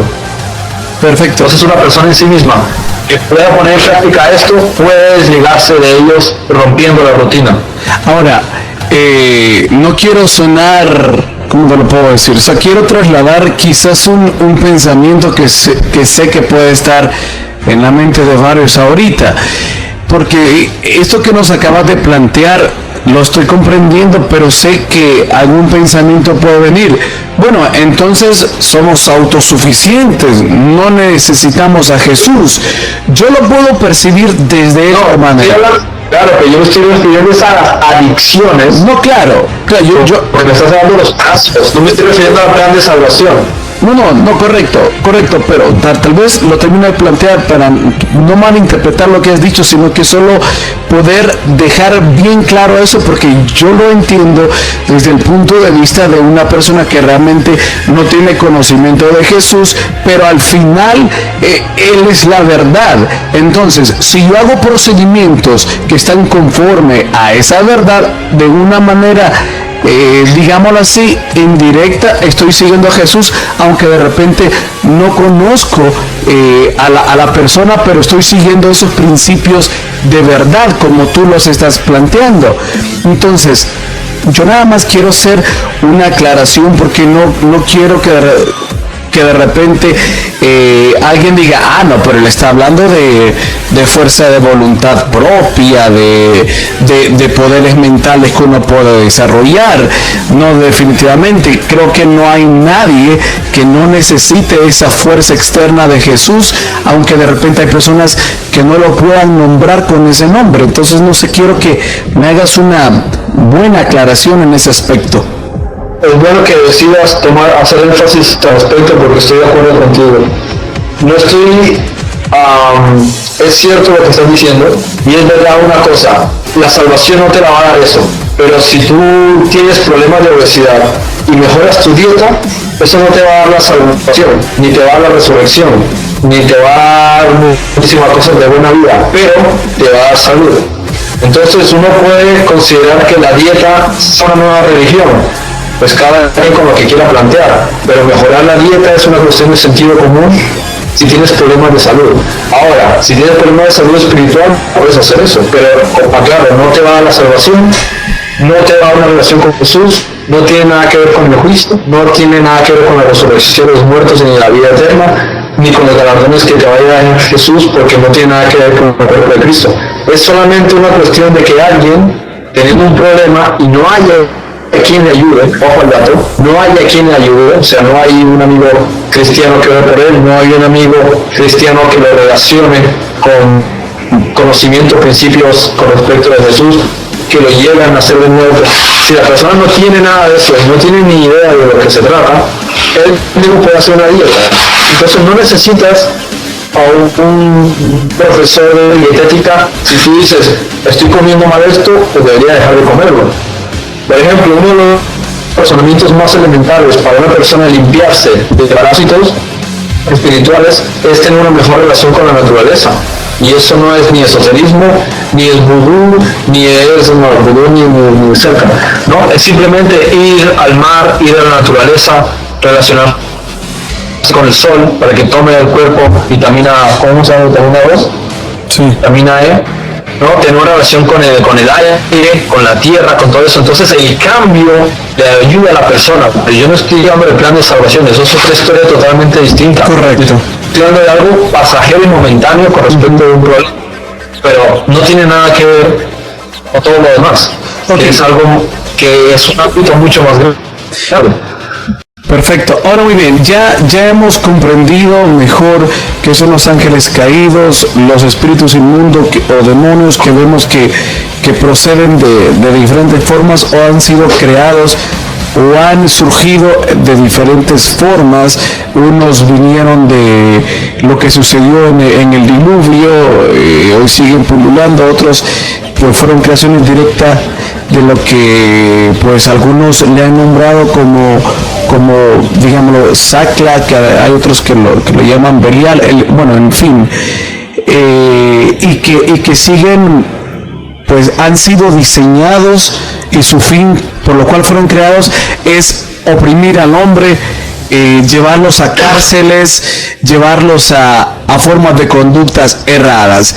Y ya nos hablaste un poco, pero quiero que profundices desde el punto de vista de Jesús, cómo una persona puede llegar a liberarse, lo que se conoce como liberación espiritual, algunos, y también me gustaría que hicieras una aclaración, por ejemplo, donde tenemos enseñanzas como la película El Rito, donde se hacen procedimientos que algunos llaman como liberación, pero que hay ciertos elementos que se están introduciendo para desviar realmente lo que Jesús nos da como poder para liberar o hacernos libres. Las películas como El Rito o El Exorcismo y demás son literalmente basura, son pura desinformación. Constantine y demás películas. ¿Qué ocurre? El cine está principalmente subvencionado por los poderes jesuitas. Los jesuitas son el brazo armado más poderoso que tiene el Vaticano, son los amos del mundo. Ellos son los que sacan estas películas. Por eso las películas nadie se mete con el catolicismo, no se meten, ¿okay? Tienen impunidad. Ahora, la presentación que ellos dan de Dios siempre es dando un gran poder a los demonios, y los ángeles son prácticamente unos payasos pintados en la pared, ¿okay? Y muchas veces hasta los pintan de malos o arbitrarios. Entonces, la cuestión de los exorcismos entra también ahí. Es una completa estupidez lo que ellos tratan de presentarle a la humanidad. ¿Por qué? Porque quieren que la gente asocie que cuando haya problemas con espíritus, ellos encuentren la respuesta en el catolicismo. ¿Okay? Eso es simplemente una artimaña más que tienen. Eso no tiene nada que ver con la realidad. ¿Okay?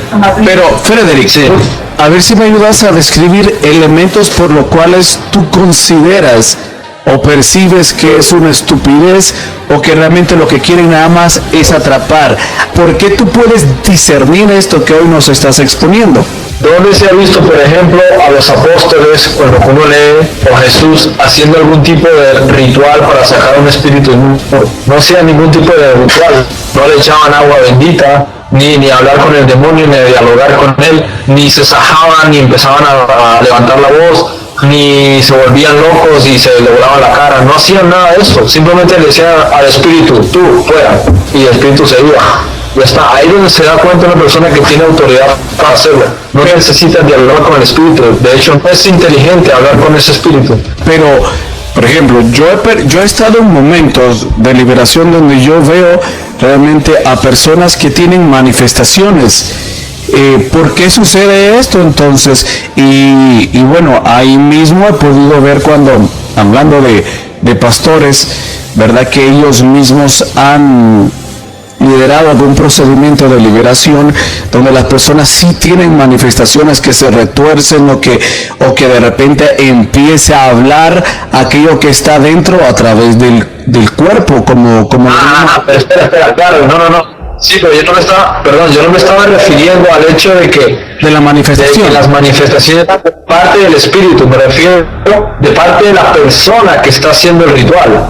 La persona que está haciendo el ritual no necesita hacer una pantomima, simplemente autoridad y se acabó. Okay. Entonces, sí, de parte del espíritu, pues evidente se puede tirar al suelo, retorcerse, espumar, hablar cosas al mismo tiempo, tener una voz mucho más gruesa, tirar los ojos para atrás, o sea, todas esas cosas sí pueden pasar. Yo me refiero a la persona que lo está expulsando, la cual no necesita llevar un procedimiento ni un libro de guía, simplemente la persona se le pone delante y lo expulsa. A eso me refiero. Ok, pero sí sucede a veces, Frederick, donde de repente, como no sé si definirlo de esta manera, si es que el líder que está llevando a cabo una liberación, pues de repente no tiene el entendimiento claro o la guía clara, el Espíritu Santo, donde sí por ejemplo, te voy a comentar una experiencia de liberación que tuvimos. Estábamos 4 personas en un cuarto y la persona que estaba siendo influenciada tenía manifestaciones como de lobo, ¿verdad? Se engrifaban las manos, la cara y los pies se le retorcían y daba aullidos como lobo. Y nosotros no podíamos contener la fuerza de esta persona y entre 3 lo tratábamos de someter, de sostener. Y el líder que estaba expulsando a este espíritu, pues fue una batalla campante que no solo fue de un solo venir y pararse frente a él y decirle fuera, no, sino que fue un procedimiento bastante largo. ¿Por qué puede darse esto realmente, Frederick, y no experimentar solo el pararse enfrente y verlo y decirle fuera ahora mismo? ¿Por qué no puede darse así? Primeramente porque no tiene la autoridad desde el punto de vista de lo que Jesús le mandó a tener. Es decir, una cosa es que una persona sea siervo de Jesús y otra cosa es que la persona tenga autoridad para expulsar espíritus. Okay. Y eso no es que sea, es decir, no pretendo meterme con nadie, no pretendo criticar a nadie. Okay. Es decir, todos somos seres humanos. O sea, ¿quién de nosotros va a profesar ser perfecto, no cometer errores o sabérselas todas? Ninguno. Hasta el más sabio tiene que reconocer que entre más sabe, no sabe nada. Así es. Entonces, si una persona está en Cristo, nace en Cristo, vive conforme al Espíritu y tiene delante un espíritu que es contrario, se le puede poner delante y lo expulsa. Evidentemente el otro espíritu también tiene fuerza, seguridad en sí mismo y no se va a querer someter. Entonces la persona simplemente está en Cristo, pero no significa que si está en Cristo el otro espíritu va a salir corriendo y gritando. No, simplemente él reconoce a la persona que está delante y también depende de la unción que hay en la persona que está hablando con él. ¿Ok? ¿A qué te refieres? De la perseverancia y de la oración. Por eso mira que Jesús no sale sino con oración y ayuno. Caray, eran los propios apóstoles y el espíritu no salía corriendo. No, decía, sale con oración y ayuno. O sea que depende de muchos factores que un espíritu tarde más en salir, no tarde, te plante cara, no te plante cara. No es una fórmula mágica. Muy bien, ¿a qué te refieres con que tenga mayor unción? Sí, el hecho de que tenga la unción no tiene nada que ver con el concepto de la unción de la Biblia del Antiguo Testamento. Me refiero al término unción como se utiliza actualmente en el monoteísmo. ¿Ok? La unción en la antigüedad era una cosa y el concepto como se utiliza hoy día no tiene nada que ver. Me refiero a ese concepto de hoy día, que es la sanidad interior de la persona, la búsqueda interior, la perseverancia que tiene en la oración, el conocimiento que tiene, la constancia. Entonces eso es como si tú fueses un frasco de agua, y entre más unción desde el punto de vista de este término que se utiliza hoy día, el agua está más pura. Entonces cuando el agua se enfrenta con un agua oscura, entre más pura es este agua, más influye en el agua oscura. Lo puedo decir desde un punto de vista mejor. Muy bien, ahora sí lo tenemos más claro. Vale, no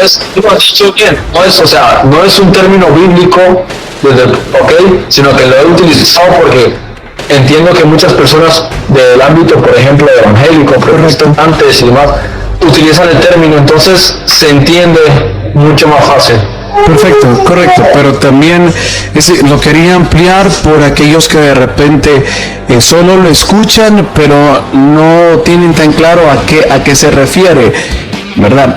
Bien, Frederick, entrando ahora a otro tema importante, es los fantasmas, porque ahora falta hablar de esos seres que vemos que tienen forma física, o personas que ven literalmente a su pariente o a un amigo que ya está muerto, lo ven en una casa, lo ven en una calle.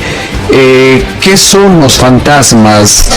Los sumerios los llamaban Gidim, los hebreos los llamaban Ruach de Jasón. De Jasón viene de visión, Ruach es espíritu, entonces se refiere a espíritus que aparecen como una visión, o sea, un espíritu que se manifiesta, un espíritu que se deja ver, una aparición.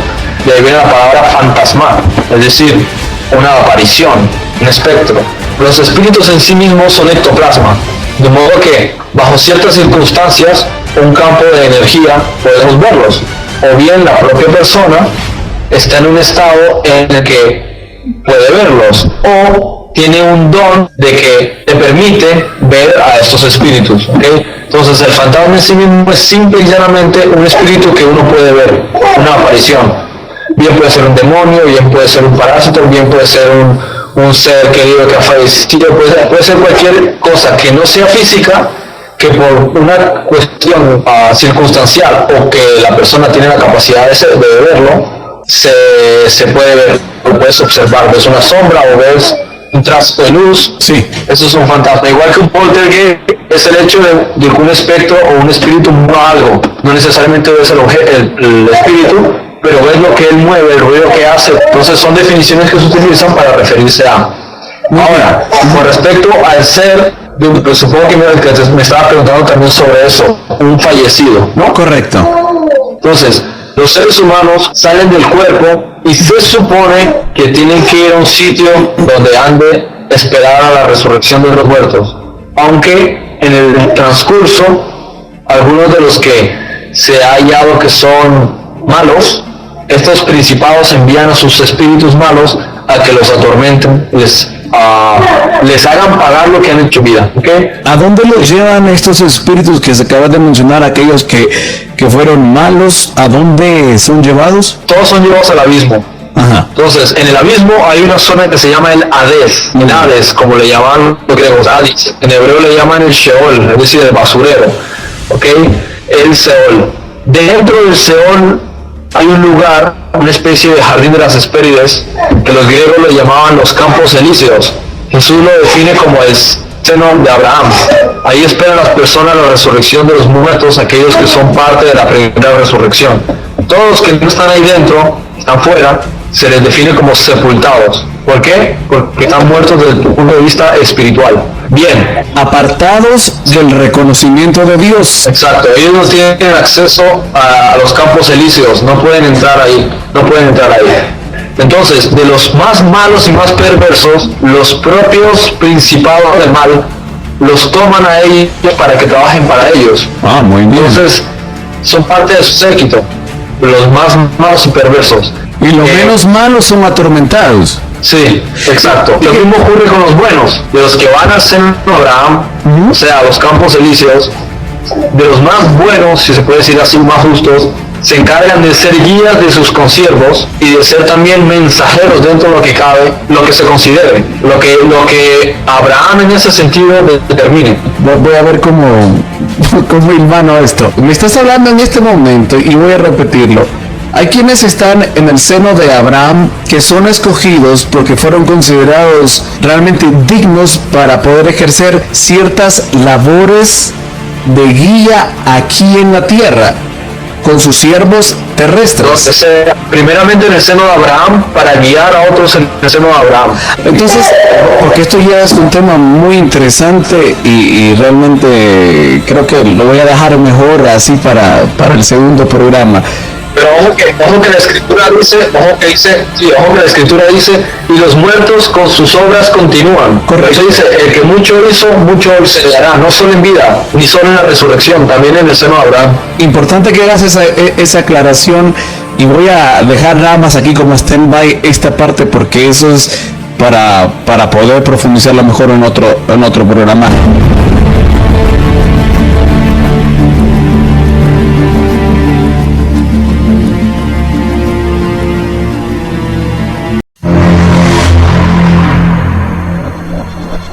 Frederick, en relación ahora, te quería hacer un comentario porque yo escuché, por ejemplo, el otro día que llamó a la radio, aquí los jóvenes de un programa que se llama El Revolú, estuvieron tocando el tema del infierno.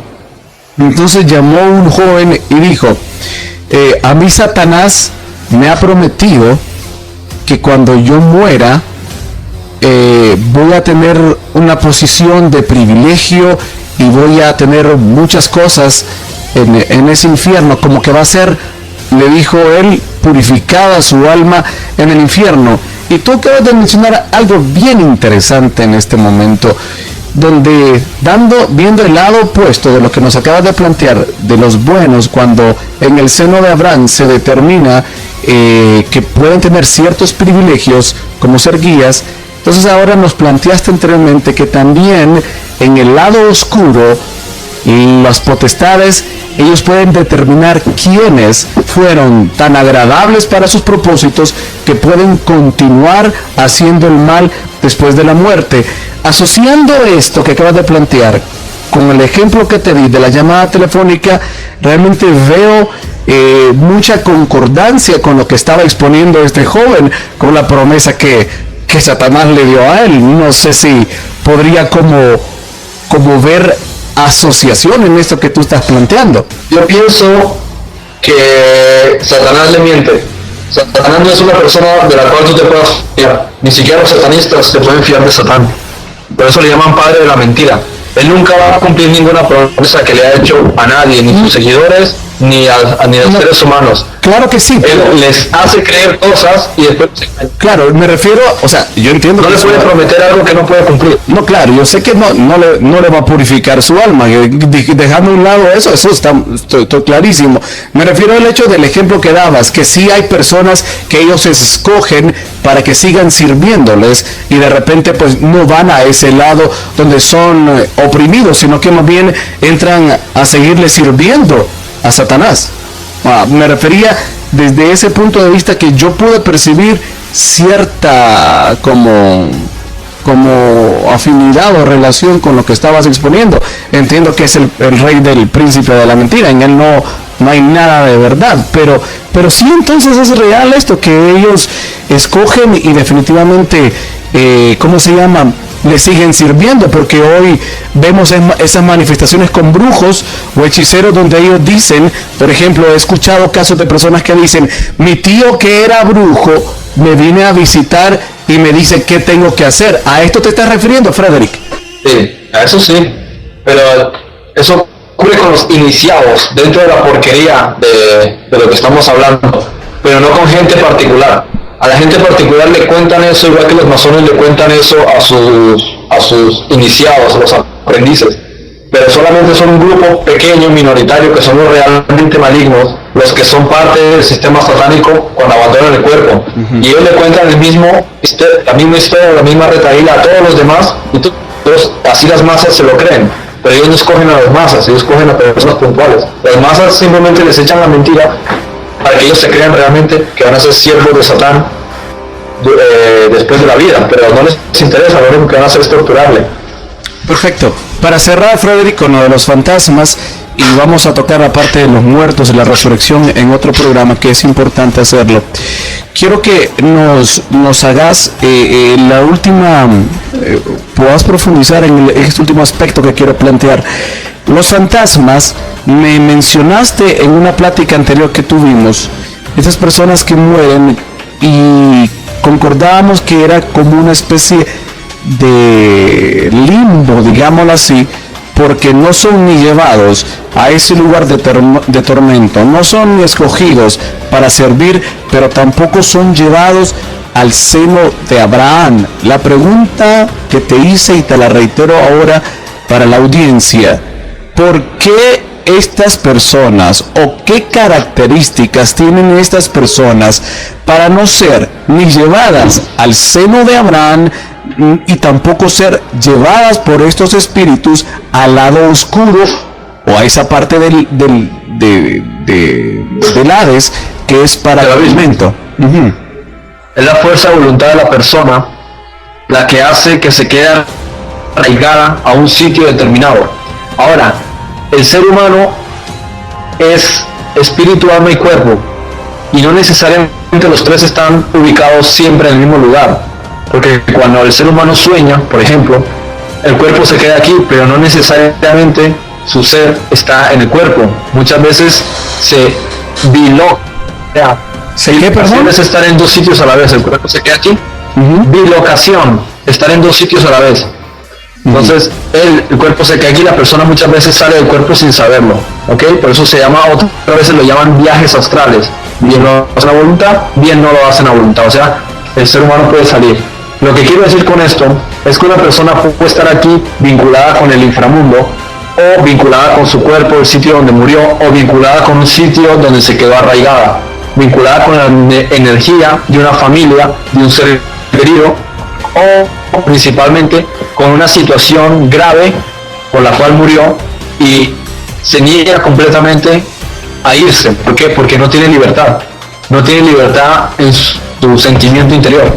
A veces la gente, por lo regular, nosotros por lo regular tenemos miedo a los fantasmas, por los espíritus o los espectros, y eso es por mero falta de conocimiento, porque el ser humano siempre tiene miedo a lo que no conoce. Correcto. Si realmente supiésemos, nos daríamos cuenta de que muchos de los espíritus más bien deberían tenernos miedo a nosotros, porque ellos viven en la total ignorancia, viven en el sufrimiento, viven frustrados, traumatizados. Precisamente no se han ido, es porque se quedó algo que no nos ha dejado tener esa libertad para poder irse. O sea, ¿hasta qué grado tiene que ser el dolor de ese alma que no es capaz de irse al sitio que le corresponde? Muy bien. Ahora, eso es un dato importante. cuando te preguntaba las características, quizás voy a profundizar un poco mejor esta interrogante. Estas personas, obviamente, creo que esto sí es totalmente claro, que no tienen conocimiento alguno de Jesucristo, definitivamente no tienen ningún conocimiento de Jesucristo, porque entonces no estarían en esta situación. ¿O me equivoco, Frederick? Una persona que está en Jesús, hay que ver en qué grado está en Jesús, porque uno lo dice a veces con la boca muy grande. Seguro. Y no sabe realmente bajo qué estándares, porque Jesús mismo, a gente que habla sobre él, hablando metafóricamente, él dice, esos son echados a las tinieblas de afuera. Caray, menos mal quedan los de Jesús. O sea, él mismo también deja claro que hay gente que presume o presumirá, hablando después de él, porque estuvo aquí, de ser siervos suyos y sin embargo no son realmente ningún tipo de siervo, ¿ok? Entonces, ¿bajo qué estándares uno juzga eso? Una persona que realmente está en Cristo no se queda aquí, porque no tiene ninguna necesidad de quedarse aquí. Para empezar, no obra por su propia voluntad, sino obra por la voluntad del Padre, a donde el Espíritu determine. Si se lo llevan al seno de Abraham, sus obras con él continúan. Y si determina ponerlo en un funcionamiento antes de la resurrección, lo pone el Espíritu o los ángeles que se encargan del seno de Abraham. Pero él no decide quedarse en la tierra, porque entonces no es de Cristo. Lo de Cristo no tiene ninguna necesidad de eso.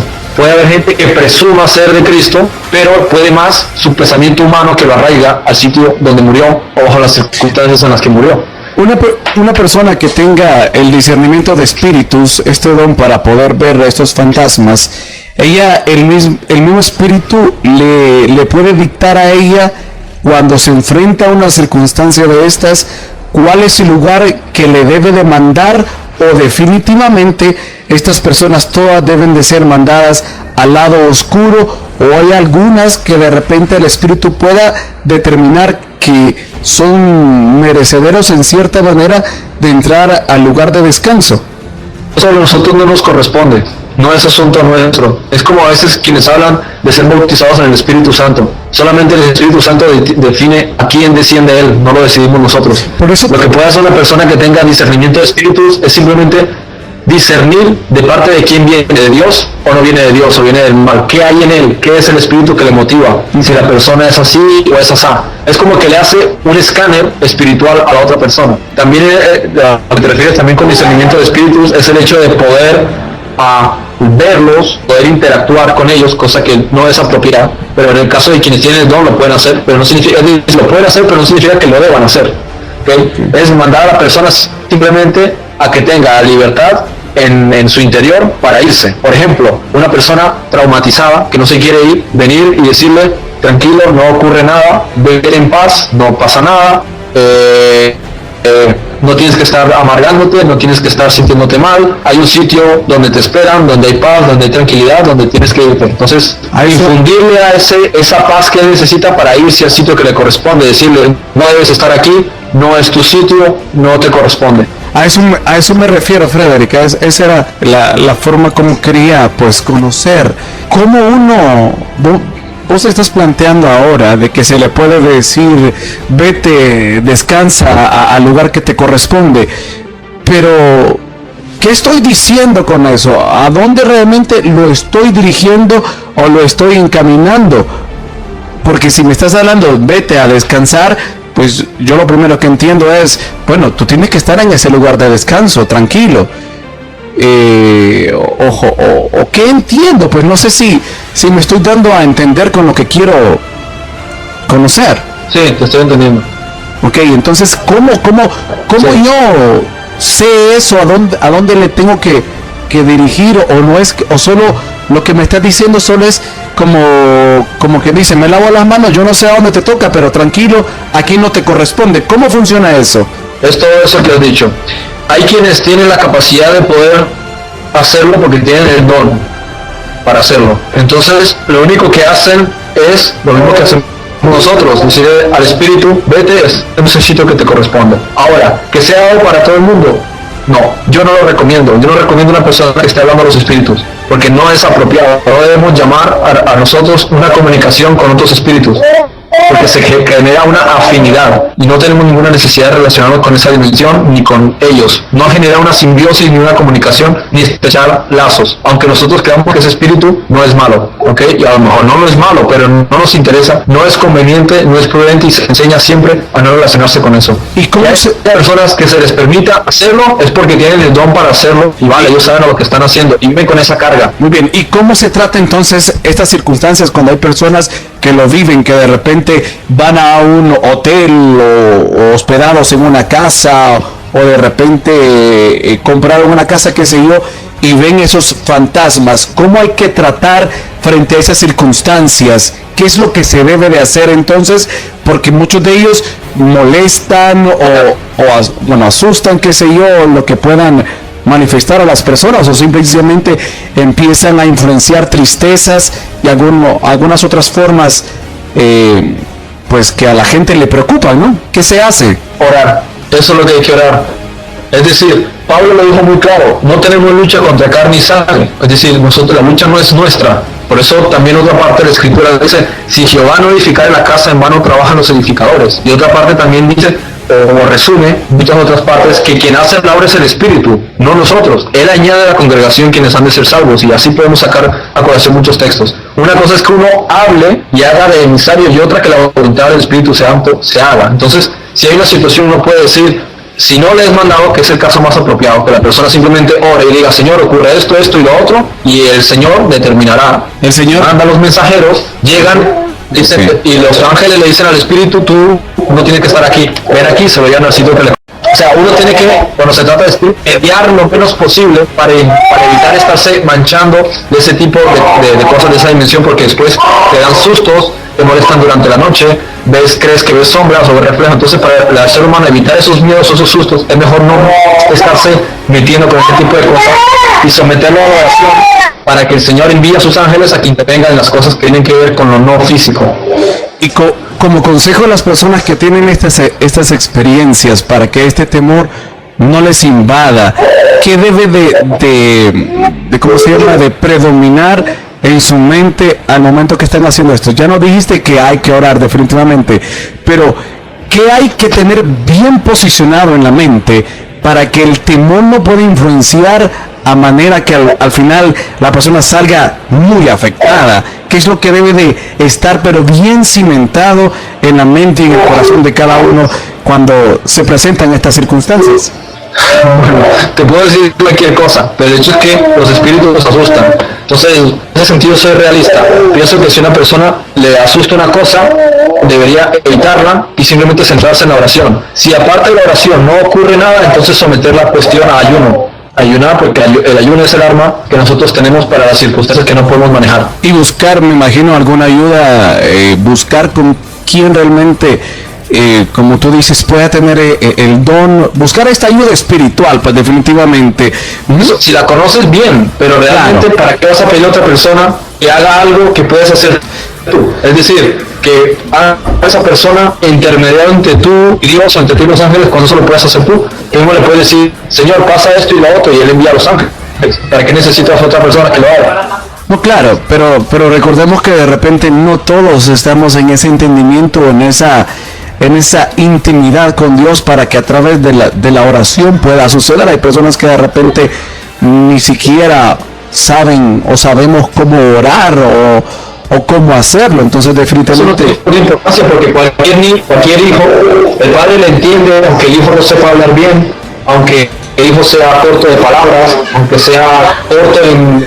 Dios nos entiende, aunque nosotros solo predicamos lo que deseamos por medio de la meditación, ni siquiera necesariamente pronunciando palabras o diciéndolo en voz alta. Él nos entiende. Entonces definitivamente lo que vamos a traducir todo esto es tener la certeza que tenemos un Padre. Y la pregunta nueva, y el que no tiene certeza que tiene un Padre, ¿qué va a hacer entonces? El que no tiene certeza que tiene un Padre, vámonos a ese extremo.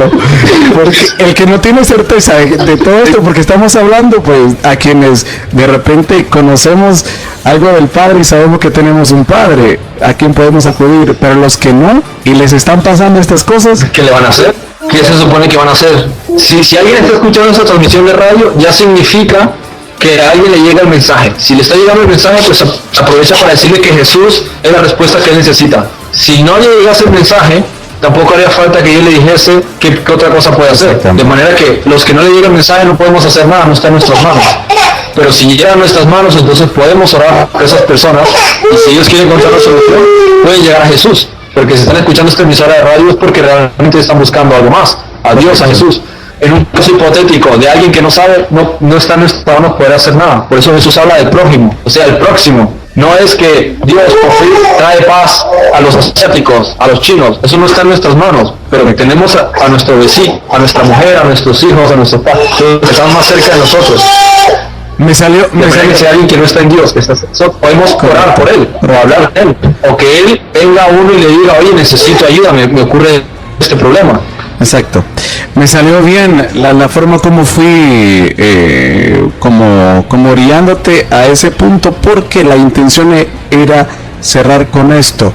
Muchas veces vemos en películas, en películas, ¿verdad?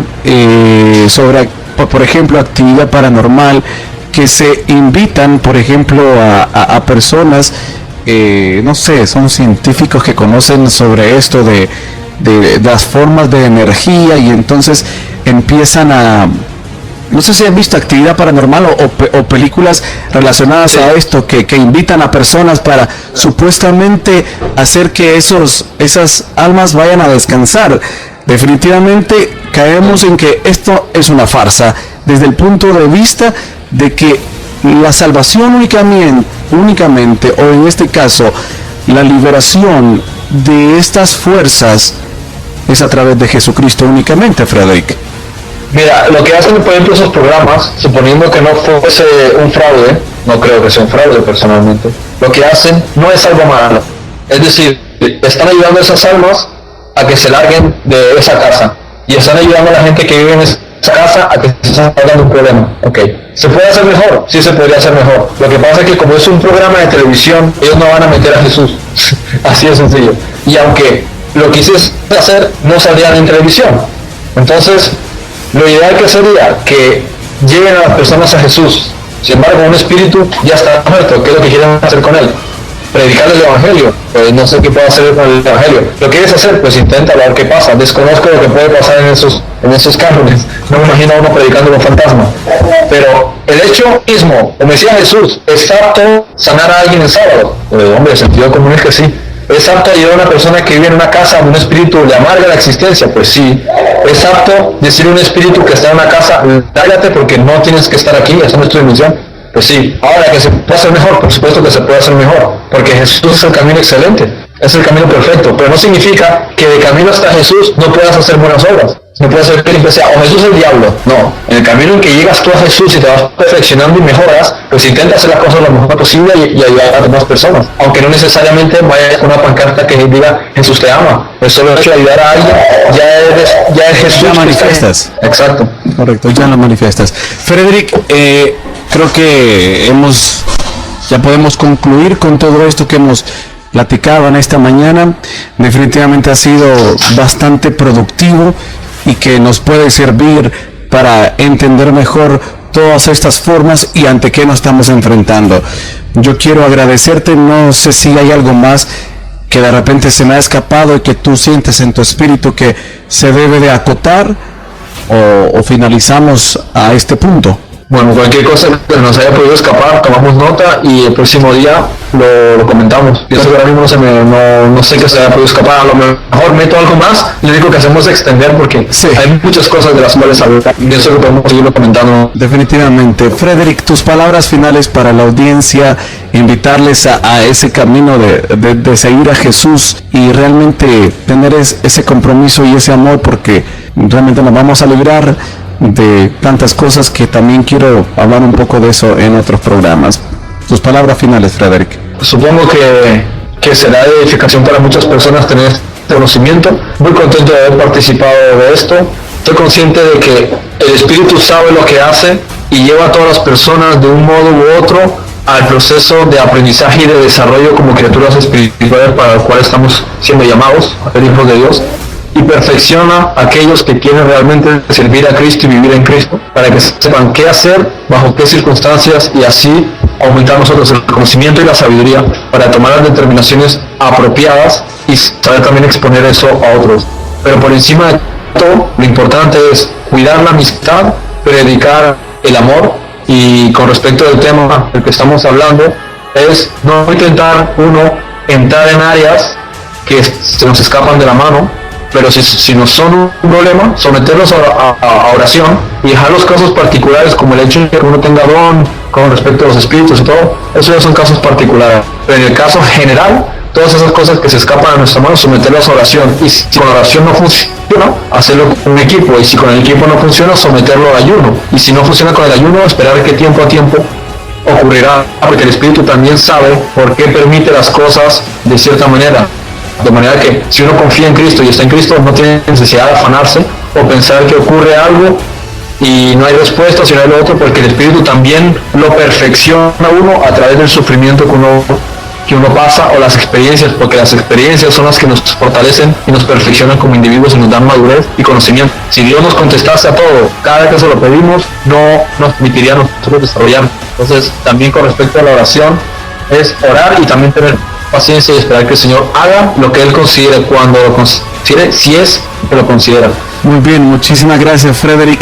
Te bendigo, saludos a Adai, a tu esposa, a tu bebé, que lo estamos escuchando también, que quiere participar. Así que les bendecimos y agradecemos al Señor por darnos esta oportunidad realmente que quisiéramos que, ¿cómo se llama? Que todo esto que el Señor te ha regalado, cada vez lo podamos ahondar más, porque es necesario realmente tener estas perspectivas que vienen del corazón de Dios. Gracias, Frederick, yo te bendigo y bueno, le agradezco a la audiencia y les invito a que continúen con Verdades Ocultas cada uno de estos programas. Vamos a tener otra oportunidad para seguir ahondando cosas muy interesantes con Frederick Goodman, que hoy pues nos ha expuesto esto que usted ha escuchado a través de Verdades Ocultas. Frederick, solo quiero que cierres dando la dirección de Project Magen y de repente cómo les pueden encontrar también en YouTube con tantas enseñanzas que tienen. Es a través de projectmagen.net o projectmagen.org. También pueden conectarse a Skype, ¿no? Project Magen España, a través de Facebook, que es Project Magen también. Y después en YouTube es el mismo vínculo, YouTube /Frederick Goodman R. Y hay cualquier cantidad de enseñanzas, hermanos, se los digo, cualquier cantidad de enseñanzas buenísimas para poder pues tener perspectivas de lo que Dios le ha dado a Frederick. No estamos hablando de que, y lo voy a repetir como él lo dijo, no son doctrinas que se establecen, sino que simplemente es información que se puede plantear para que cada quien pueda discernir y capturar lo que él considere que viene de Dios. ¿Así es, Frederick? Así es. Perfecto. Para que el Espíritu haga su trabajo. Perfecto. Bendiciones. Esto fue Verdades Ocultas.